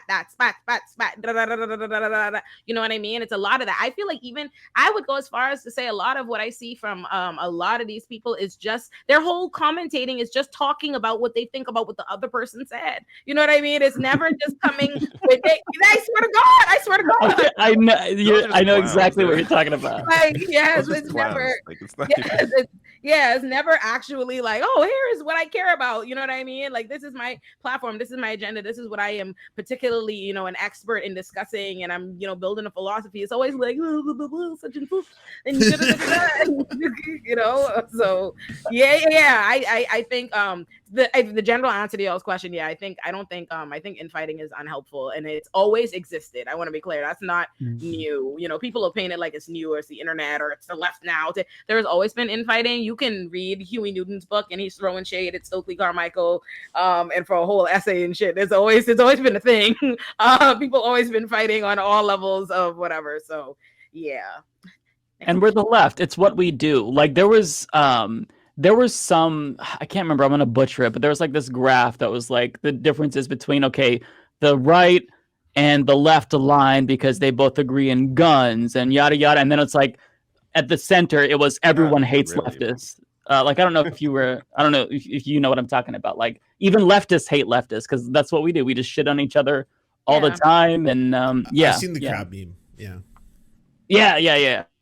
Yeah, that's fact. Yeah, I definitely think there is more unity on the right for sure, because of course there's unity in evil, because everything is acceptable when you're honestly, if you can be absolutely evil, anything you do is acceptable. So why would you have beef? Yeah, I agree. Right, like if you're trying to have like standard. The entire right has this very like black and white understanding of what is and what isn't. You know, they have this very I genuinely believe a lot of far right people see themselves as like superheroes, saviors, like saviors, liberators of the children. Yeah, you know, they main character syndrome. Yeah, very main character, and they see themselves particularly as direct opposition to whatever isn't this very degeneracy, the downfall of society. Yeah. Right. Well, and also they have a very succinct and short-sighted, like myopic view of what that is, right? And so anyone that brings in a but, it's like, no. Like any idea of gray area at all completely deconstructs this very tiny viewpoint of life and about what happens in the world. And so they're like, I am an active, I have to save the world from this. And they all have the same idea of whatever that is. But the left doesn't really have that. And by proxy of having a more nuanced take, it means everyone's on different parts of that nuance. Whereas they're just very much so libs. You're killing millions of babies and Jesus, you're taking God out of the schools, and that's bad. And then it's like y'all are all together. So no, exactly, facts. Yeah. Oh, I just realized that I forgot to tell y'all, the audience, shameless plug, that my show premiered, the first 2 episodes of my show. Right. I forgot to so tell you good. Thank you. I've seen 100% of the Illuminati show. I love that. The editing, my editor is amazing, and y'all should watch my Trump episode because the editing is phenomenal. If I do say so myself, it really gives me life personally. My hanging really in hell intro. Thank you, y'all. Damn good. Thank you. It's cute. I like it. I'm a fan, if I do say so myself. I'm like, we like it over there. Everyone's like, oh, a live man came to hear you talk. And I'm like, oh, great. You're not mad. And I have to say, the random animal facts. I mean, you've been that is those too? Ingenious. Hell yeah. Yes, hell yeah. Keep promoting What that. was the fact about koalas again? That blew my mind. Well, what was the koala fact? It was that they have chlamydia. A bunch of mad koalas. Mad koalas have chlamydia in the wild. And while we're giving each other a little bit of love and sucking each other off here and sucking ourselves off possibly, Lance's mind explosions, so fucking amazing. Like, I've seen all of them now, and waiting for the hammer to drop is fucking hysterical, where it's like, also, speaking of light, we should shine a light on it's so good. Thank you. I appreciate it. Oh, if we're talking y'all's content, I watched Blair. I watched your video on Butch Hartman. Oh, so good. Oh my God, yeah. So good. I was thinking I was like, yo, I love Blair's videos. Literally, my friend, I made my friends full on fans of you, Blair, right? They was hating, right? Because they didn't get they was hating originally, they didn't get the triangle thing. And I was like, because you ain't seen a content. If I show you a content, I was like, he has more followers than all of us for a reason. I was like, come sit down with me. Let's watch the Fire Fest video. And they were like, oh shit, that's the guy. I was like, now you fuck with the triangle. Blair, I was waiting to tell you this. Blair, the other day, my mom sent me one of your videos. It was like, have you heard about the Nexium cult? I was like, oh, I know all about the Nexium cult. No way. I was like, yo, I no, this is my friend. This is awesome. Oh, I'm so excited. That's amazing. So it's got to normies. It's got all the way to my mom's right now. So, hell yeah. As it should, because that's what all of our content is really about, is about spreading a message, talking about what's going on. Yeah, I like everybody. Oh, hell yeah. I just to prove how much I watch everybody's content, but I tuned into Lance's his show like multiple times this week. I'm fully in the chat. I get the emails, which I love Lance. I'm like, oh, Lance is streaming. Let me jump on. And I always watch David. I love David. I love all your thumbnails. I think you make the best thumbnails on your videos. I like them. They're very good. Sometimes really like 30 minutes. Like, I want to get the right image, the right angle of somebody. Like, I love make a whole scene in the thumbnail. So I'm glad I love it. And then I was watching Humanist Report, and I was like, oh, this is the best professional intro background. I was like, oh, this is the news. Mike is the Kevin. This is the news. Then I watched Bender, and I was like, first of all, I watched Bender shit like 20 minutes after. It was like an interview with Lance, and it already had like thousands of views. I'm over here like, and then I go and I watch it. I'm like, Binders. I'm like, and Binders like, I don't like, he's on stage. I was like, oh, how you think people don't know he's a short king? He's out here giving people full tours. Binders going around the place. You watch Binder conduct business. Yeah, I watch everybody's content, and y'all know I watch bad movies to be every Saturday. I was like, oh, I like everybody. Oh, I like these people. That's why when people like throw shade at you, I go to Lance. Like, I'm very mad. I don't like it. I'm okay with this. I don't like it. I'm always like, fuck them. Fuck them. Yeah, they don't matter. And now Kenny's like, so is this the show? You guys just compliment each other for 2 hours straight? That's weird. That's weird. Seems straight. That's why we do this every week. We literally do this every week. Well, and honestly, why shouldn't we? Why shouldn't we? It should be like a true. Like, there's not not shit online. Might as well like each other sometimes. True. Yeah, self-love and no internet hugs. friendship. No internet hugs. It's important. I've got to address Matt Binder though. So I raided Lance yesterday when you were both talking, and Matt was like, "Oh, how come you didn't raid me?" Well, guess what, Matt? I've raided you like 3 times, and you don't notice on Twitter because you're focused on the YouTube chat. So I want recognition when I raid. That's true. All right, makes sense. All right, I shouted out. I shouted out. I was good. I was great. Yeah, it was awesome. I believe Lance pointed out that being that he was gonna then raid my Twitch channel, that it was like you I gave like a secondhand raid, you know? Right, yeah. and I believe I compared it to a human centipede of Twitch raids. You did. Oh, yes. It reached you. You got the asparagus. It was great.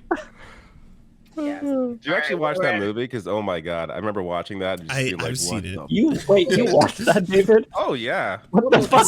I'm not sure I finished it, but once I got to the first I've seen them all. mouth being stitched, I was like, all right, that's. They made like You walked out?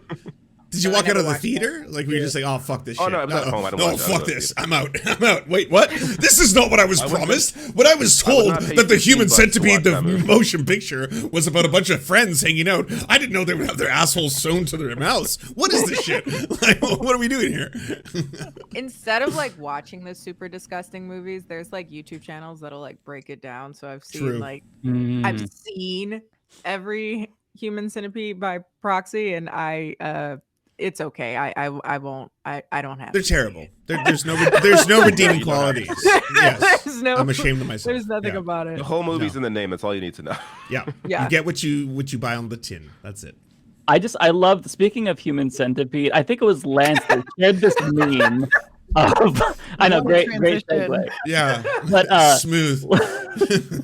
Lance shared this meme of like Fox News to like Tim Pool to Jimmy Dore, Human Centipede. But it's true, right? It's true. Me. Okay, no, it starts with 4chan. It starts with 4chan, 8chan, goes into Tim Pool, normalized, or so then Andy No, and then all of a sudden by the end of it, it's Jimmy Dore, then Tucker Carlson, and then it's news, and then everyone accepts it as truth, and it's like that's not real. This was on 4chan like 4 Human Centipedes ago, but that's just like that's the cycle we have right now. Yeah. Wait, there's an image of this? I want to see this. Oh, there is. It. I did, yeah. There's art. I think we even broke it down once on my stream, I think, right? Yes, we did. Oh man. Had to do a deep dive into this Human Centipede. Somebody's talking about a TLM drinking game. Oh boy. I feel like there was one person that said like this was a couple of weeks ago about a bingo, like a TLM bingo. I don't know where I saw this. I could be imagining this too. I don't think I am though. Where it was like, okay, bingo, one of the spots can be like whenever Mike cackles or whenever Lance cackles or Matt, because we're the 3 that like are very loud when we like laugh, apparently. And then there's other like different things that we kind of have like a signature now because we've been doing this long enough where we each have like our little things.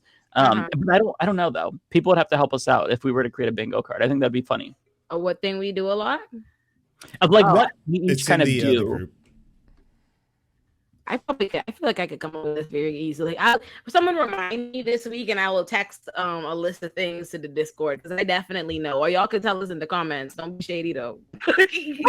Yeah, be nice, or we will attack you. They gonna say every time I take a smoke break. They so disrespectful. I already know it. Oh, that's a good one. Yes, no. What I was gonna say, you know what video you have, Kenny, that I watch all the time for no reason. It makes no sense. It's the most like illogical video to keep watching. It's I'm your Ned curious. and it's your Ned and the Try Guys video. People really like that video. I didn't Apparently, even know who the fucking Try Guys were, but my investment. apparently, Eugene followed me on Twitter, and my theory is off of that video, but I don't know. Unless he found me somehow, because that entire debacle was just fascinating as a creator. Like from a creator standpoint, I was just like, fascinating. Humans are so interesting. They really are. I love it. I love that video. I've seen it so many times. It's unreal. I know the script. Like, I swear, I'm literally like, blow it up. Like, I always love like finding out what people's like comfort videos are. Like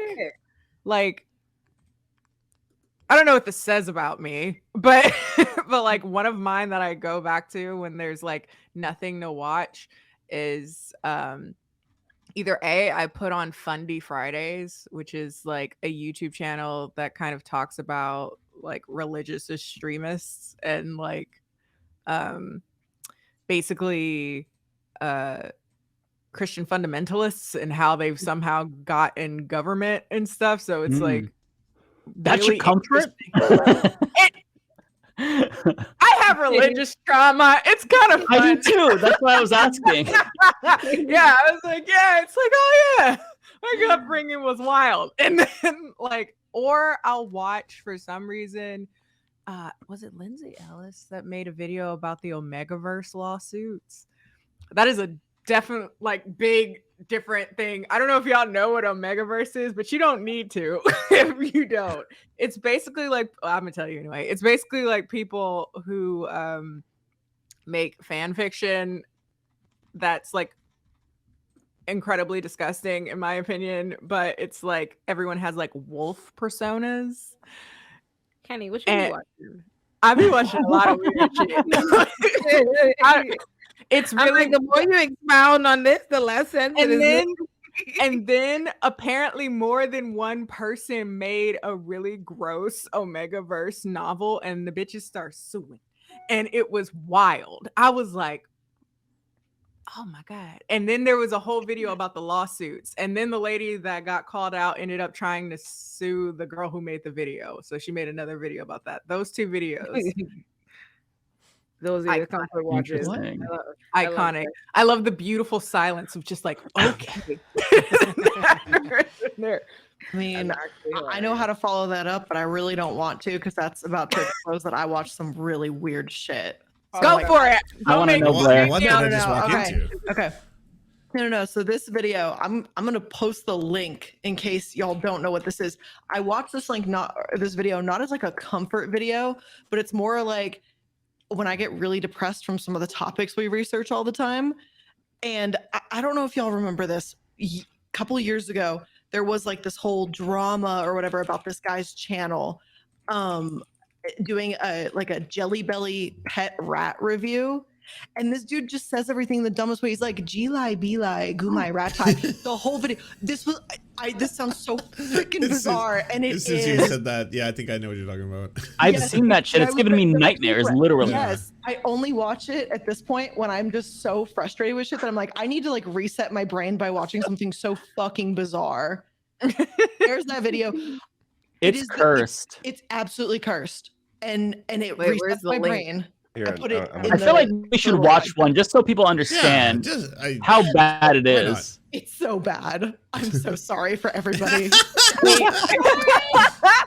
What did you do to the stream? Hello, nice to meet you, B. Today we have a G-lie, B-lie, Pete Rat, Gumai, Kandai. G-lie, B-lie, Pete Rat, Gumai, Kandai. Is this what Sacha Baron Cohen was making fun of? So he... What the fuck? Bro, 19 million views. Think of all the time we put into our videos. That's more than all of us combined. All of us combined. Every single person here. That's more views. Life is not fair. Let's get a few more seconds of this. I want to hear this. Yeah. Free fire. Pete Rat. Kami to komi alagi. Iskapi di pakaki. Iskapi di pakaki. Pete rat toys.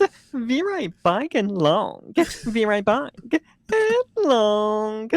I am so fucking sorry. Oh my god. Apologize. I don't even I'm know. so fucking sorry. I see Ole's face and I literally want to just fucking kill myself right now. No, I'm like in a weird way hypnotized. I want to know where it goes. It's like you want to keep watching it. Like you're like, what's it gonna say next? It makes me feel like this overwhelming sense of dread, and I like it's inexplicable. I can't explain it. Like there's something about it that deep to my core that like affects me in such a negative way. Tell me that's every not video a good like mental this? reset. Yes, his entire channel is like this. And every video gets so many fucking millions of views. It's We're fucking goddamn. Yeah. This is unserious. We could have been doing that instead of this, folks. Unserious. Well, just a quick left turn here. This cracked me up this week. You know, there's a lot of potential freakiness to the idea of AI generated images, but oh my god, I love these. These are amazing. Oh, they're so much fun. They're so good. These are amazing. Like each like him running like this, like what?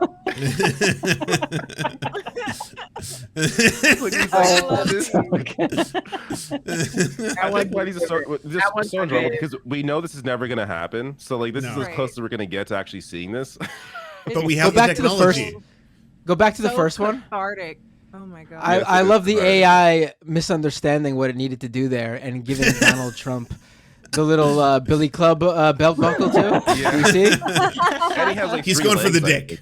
No, he's no. Whose leg is that? There's one that shows Melania crying, and it's like, and Trump's the cop. It's like, it's so.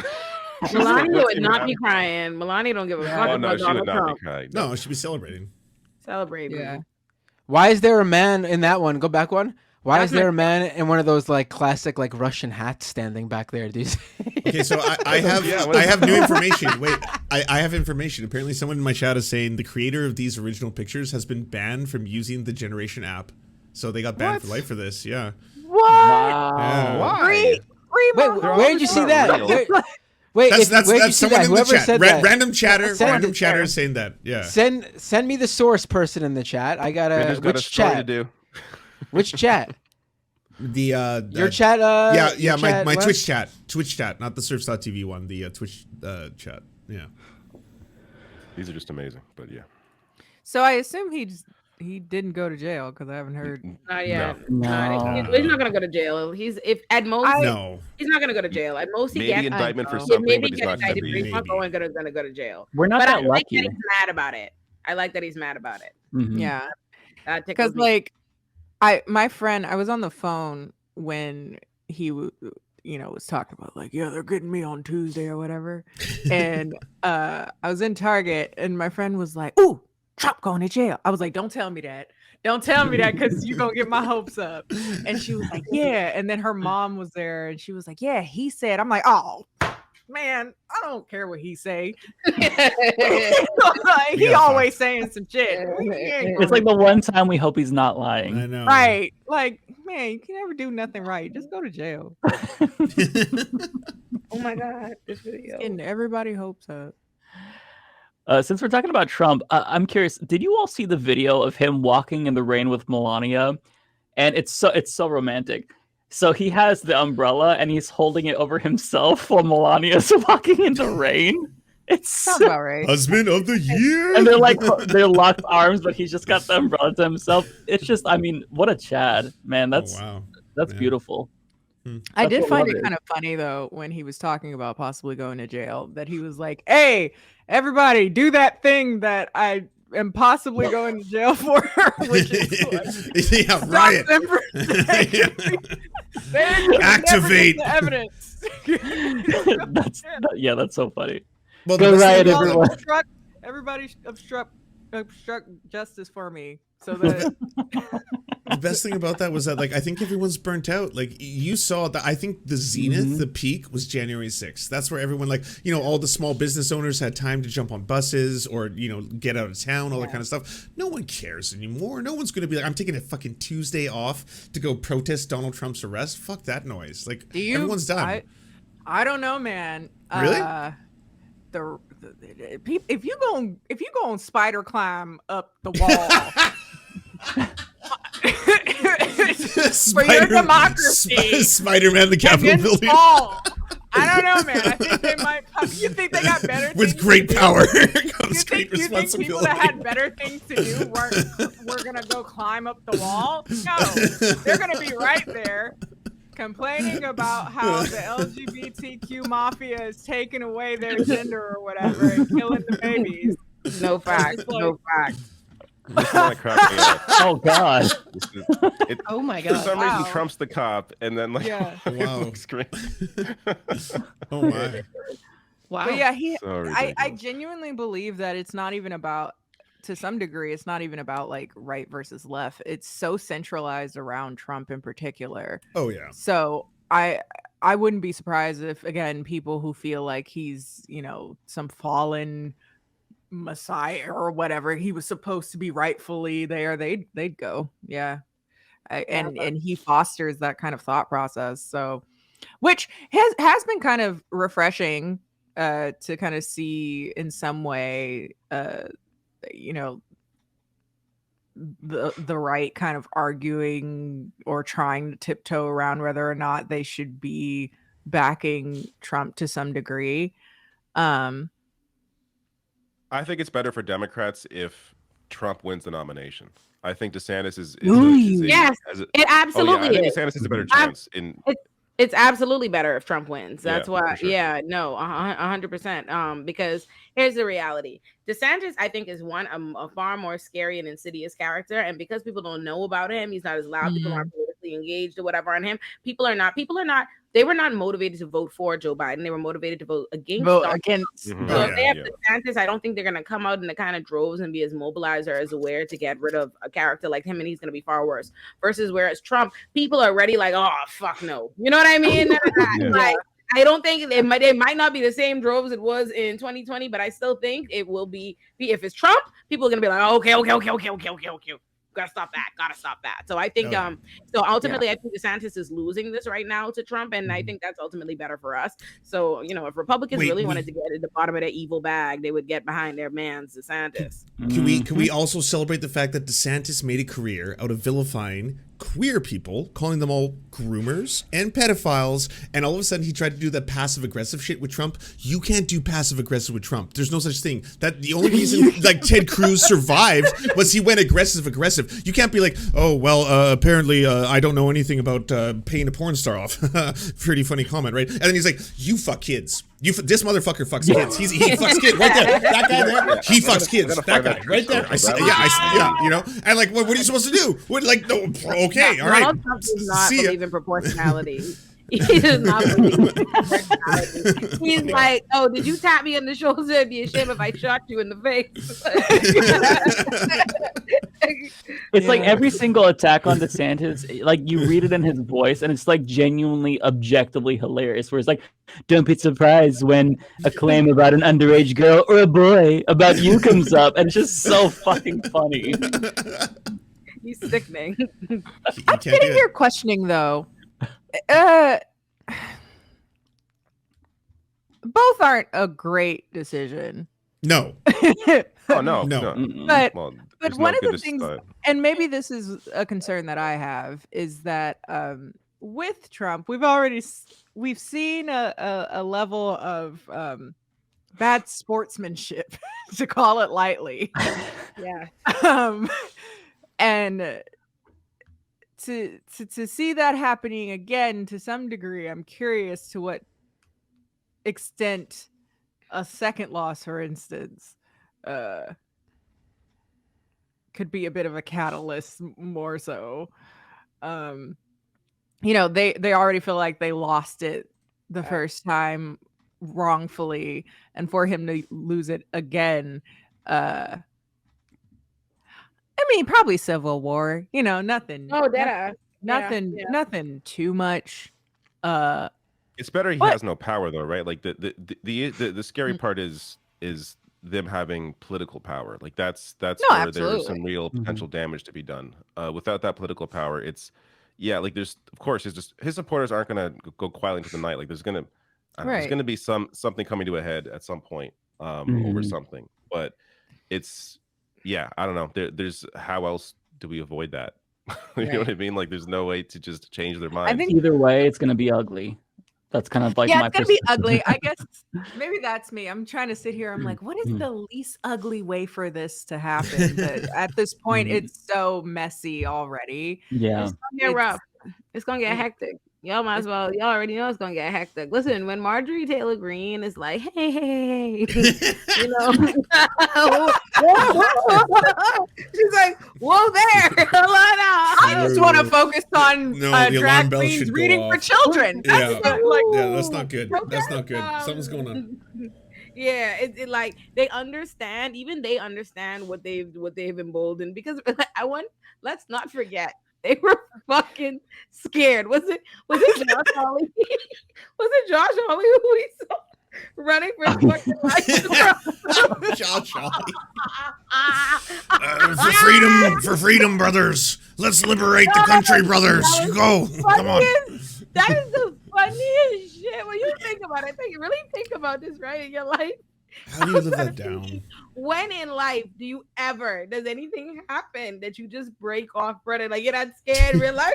Start running. Like, that is so not a thing at the point. So imagine the scare. My man was in a full sprint in dress shoes.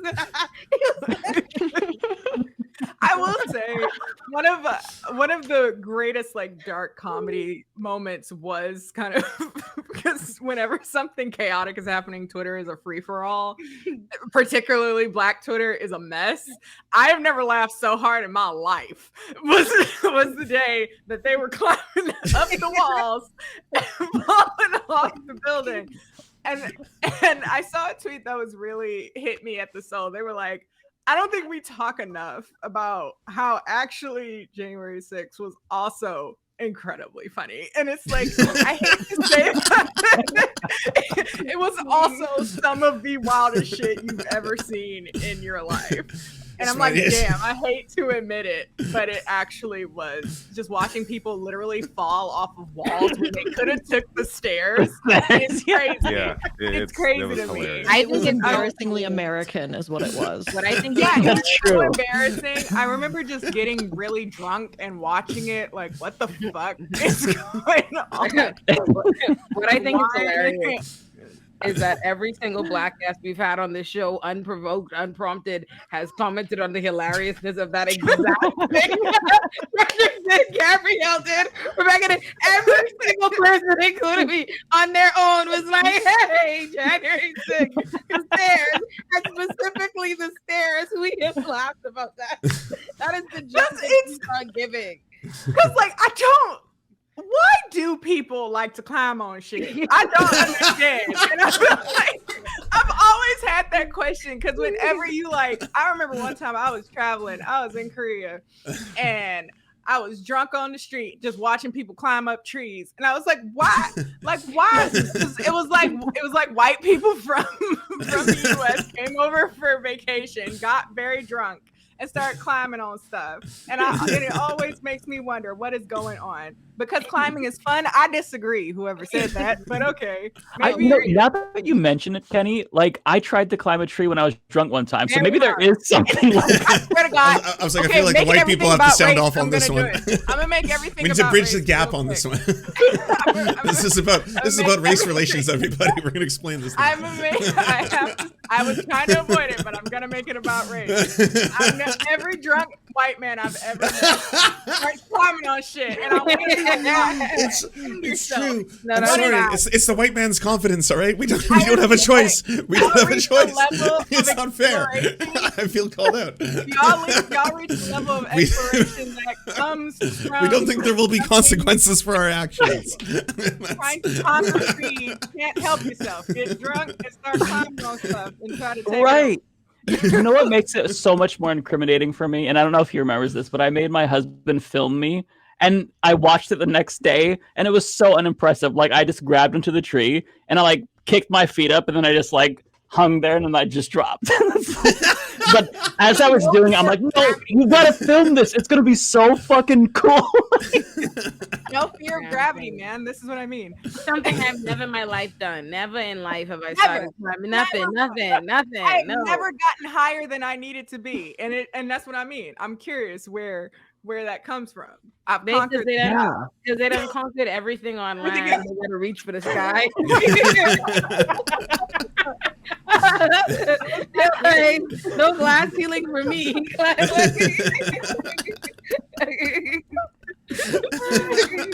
I should try to find that video. Actually, I know it's on my phone. Who are we canceling and uncanceling? First, I just want to quickly bring this up. It took me a long time to find this because Trump goes wild on Truth Social. I don't realize how much he truths out there in Truth Land, but this is how it's like. DeSantis is done. Like this is. Oh yeah. He says here about DeSantis on education. Florida ranks 39th in health and safety in the country, 50th in affordability, 30th in education and childcare. Hardly greatness there. And the fact is, Ron is an average governor, but the best by far is the country in one category, public relations, where he easily ranks #1. But it is all a mirage. Just look at the facts and figures; they don't lie, and we don't want Ron as our president. Like he is, and this is one of many. Like he went like there's like kind of have this like hyper focus in particular. Mm-hmm. I love to some degree. I love how transparent his foolishness really is, which is a little concerning that so many people are fooled by Trump. It seems so obvious because they love it. They love the most brazen white supremacists. Who can be the most brazen white supremacist of them all? Yeah. All they care about is the alpha in the room. Who's the loudest? Who criticizes the most? That's you can't. DeSantis can't compete with that. Like there's like so Trump has to be behind bars for DeSantis to win. Like that's the only way. Says the thing that everyone's thinking, quote unquote. You know that type of foolishness, but just. I just wanted to put a comment on the screen because after David said he truthed, somebody put this up and said he truthed. He truthed. Are there other people on Truth Social but Trump? Yeah, I mean, it's pretty much just him. Yeah, it's just him and people who reply to him, and the replies are all following on Truth Social now. Cool. 4,000. I have 4,000 followers on Truth Social. Oh, you're on there? 4,000 followers on Truth Social? Okay. I was like, God damn. I was like, I got to get on. Yeah. I was like, we might have to cancel you this episode. No, I dead thought it was. Isn't it? Okay. Isn't it his app, or is it just like other right wingers in general just wanted something as an alternative to Twitter? No, it's his. He's financially he's financially invested in this. Yes. Yeah. And this is what I mean. They are so coordinated. They all got over there to complain on the same app. I'm saying you can't get that many people to switch apps. No. They keep trying to tell me to get on Spout and Spibble and all that. Yeah, people always trying to get me to get You're on Spibble. Should I get on Spibble? And everything. You can't get my ass on nothing else. But they said, hey, they are the what is it? The mainstream media is trying to like silence my loud ass, so I'm gonna make my own app, and they actually went. This is what I mean. They're coordinated. That's why I'm like, don't necessarily underestimate the idea. Well, they can win a primary. He can win a primary. He can't win a general like this. Yeah. Like this, especially after losing the election last time. Like it's not. No, there's too much shit. It's too crazy. Like I have very little faith in America. Maybe that's why. I really don't. I don't trust us. I don't trust it. Like I don't. Trump would let it go. He's really like. It's really annoying. I'm like, because my guy, you didn't even originally, you were so shocked you won in the first place. You couldn't believe it. How he gone from that to you won't let it go. You already done did it. You did it. You was president. They like impeached you twice, my guy. Like, you just chill out. Just chill out. You're rich. Go do other shit. Why are you so into this now? Like, I will say, the fallout has resulted in me finding like some cool YouTuber people that were covering like the lawsuits in particular. Shout out to Legal Eagle. Oh, sweet. Yeah, Legal Eagle's good. I like him. Yeah, I like Legal Eagle. He's a good lid. being like a good nerd, just sitting there like, oh man, I could take the LSAT now. Overly so. Didn't study for shit. I got it. I could go to Harvard Law. You know? So it was great following, you know, it gave some sense of security when he was, you know, doing all the lawsuits. Like, we're going to figure, because particularly I'm in Michigan. So he was trying to sue Michigan for like, you know, voting shit, you know, trying to hide ballots or whatever. And I was just like, please let this not be a real thing that he can base anything off of, which I knew it wasn't, but let's hope he has no legal standing to say anything. And it was just so validating. He's like, absolutely not. He's going nowhere with any of these lawsuits. I was like, oh, okay, good. All right, should we cancel, uncancel? Everyone wants us to cancel and uncancel Anna, but I do also like the idea of canceling Anna and then uncanceling a very based white woman at the same time, who happens to be Lindsay Ellis. I like that suggestion as well. Lindsay Ellis is pretty awesome and maybe deserves an uncanceling. I'm just going to throw that out there. That Who's Lindsay Ellis? Who's that? She did the Megaverse video, but I don't know much about her cancellation. Yeah. Her cancellation that she actually left Twitter for was unfair. It was a misinterpretation of a tweet she had made where people were interpreting it as being anti-Asian, kind of like a racist, where that wasn't the purpose of the tweet. But the backlash was so intense, she was like, fuck this, I don't want to deal with it anymore, and then like deleted Twitter. But it was not a fair, like, the people who were going after her for the tweet, there's other things you could have gone after her. No way, that happened on Twitter? Unbelievable. I know. There's other things you could have canceled her, not even canceled her, but like criticized her for, or other takes you could, and she's openly said, yes, those were bad takes, you know, this is my shortcomings as like a white woman, etc. But that was not it. And so that's why I'd say it would be fair to uncancel Lindsay Ellis. But that's just my personal opinion. Yeah. I follow her, but I don't know who she is or why I followed her. I've seen she makes long form content. Well, I think she's officially left YouTube as well. So I wasn't quite understanding what was going on in regards to that, but she makes long form content, and that's what I'm really into these days, is people that make famous essentially like YouTuber. Yeah. Oh, this woman has 1.21 million subscribers. That seems like somebody who's doing better than me in life. I don't feel like I can do anything for her. This can't be the standard. This can't be the standard. Come on. Oh, but it is. Look canceled to me. I don't have a anywhere. All right, fair enough. Well, I rest my case then. Yeah, I'm out. I guess. Yeah, I guess, you know. I think the favor we can do to fans this week is we won't bring charges against any popular beloved white woman commentator. No charges.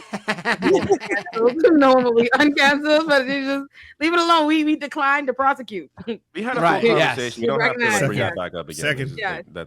Second. No charges. Mm-hmm. I agree. Yeah. I should have came prepared though. I have no idea who I would bring up. Yeah, no. I guess we never have I don't know. We need a new running segment. Yeah, maybe we need to change the segment. Yeah. Or animal facts. Or is that your thing? There's not enough content to feed this. Me. Fair. What if we do a segment where if we can't cancel anybody, then we like shout out smaller leftist content creators or journalists or stuff like that? I really like shining a light on these people who are trying so hard with the algorithm fucking them up. You know, First up, the tough. Rational National. He's a really good guy. Does a lot of good YouTube content. I'll give a shout out to Foreign Man in a Foreign Land, the YouTube channel. He makes amazing videos. They're fucking incredible. He's so funny, and he's behaving. I know your personal friends. Oh damn! All right. I would not have assumed that. I think that would have been a little weird for me too. But yeah, Foreign Man. Foreign Man in a Foreign Land. He's fucking awesome. I love his videos. Yes, we love him. Yes, that's my boy. I think he's putting out, me and him have a thing of his show, a video he's putting out like next month or something. Oh, hell yeah. Cool. Yeah, so Foreign Man. You know who I like? Hold on, let me just tell y'all. Let me tell you what it is. I follow a bunch of random y'all know. Ooh, FD Signifier is great. Whoever shouted. He is great. Yeah. FD Signifier. I love FD, yeah. Yeah, he's awesome. That guy on YouTube, he does like Degrassi and like those kinds of videos and like shows and stuff and Euphoria, all these kinds of takes. Anyway, that guy is like this. I love him. I love this channel. Very good. And I like, Yeah, that's my one. I'm going with that guy. I want to shout out Kimra Luna from Riot Doll Society. They are a non-binary two-spirit Twitch streamer and abortion activist, and I just discovered them, and they're great. So I just want to give them a shout out. What's the URL? It is twitch.tv/Kimra Luna _ KIMRA LUNA. It's always fun like discovering new content creators, Twitch streamers. Like I really enjoy like discovering like what the youngsters are saying nowadays, right? Like I'm a boomer in this space, but seeing what the youngins are up to is really nice. Yes. Okay. So that's what we should do. I like this. Yeah. Shout out other people. Probably a better tradition. Yeah. Than canceling people. Yes. Although it could be a pitfall because when I first got started, I shouted out people like H.A. Goodman, and he went on to become a mega chud. So I don't know how you ever thought he was not a weird person. I thought he was weird. I thought that he was weird, but at the same time, I thought, okay, maybe he's just a little bit clumsy in the way that he like presents information, a little bit too hyperbolic. No, I need to be more careful. I'll just say that. To be fair to you, though, you helped lift me up at the beginning. I think you must have been the first channel I was actually on in an interview, and like, yeah, absolutely. Mike, like, oh, what a big moment for you and an inconsequential moment for me. Yeah, Mike's like, what? I forgot that. Mike was and now look at you, David. You passed me, motherfucker. I don't know. No, but your content is good though. Like it's like you produce bangers. Like I watch your shit after I finish my stuff because it's like if I watch your video on a topic that I want to talk about, I can't. Then it's like okay, I'm just going to end up repeating what you say because you make good points. So I've got to like do my segment and then I could see what other people say. Absolutely. If I'm not sick of it, of course, because brain rot. Absolutely. All right, are we done? Okay. Yes, thank you so much for coming, Kenny. Wait, Kenny, can you tell us your socials again one more time? Oh yeah. If you want to find me, I am Kenny JD on most social media. I mostly make videos on YouTube, so check me out there. I'm also like incredibly chaotic on Twitter. I have an Instagram, but I don't post on it very much, so do with that what you will. But I want to try to do it more again. Time I'll riot. That's crazy in the comments. Damn, I really thought I was gonna get away with it. No one said nothing. Oh shit.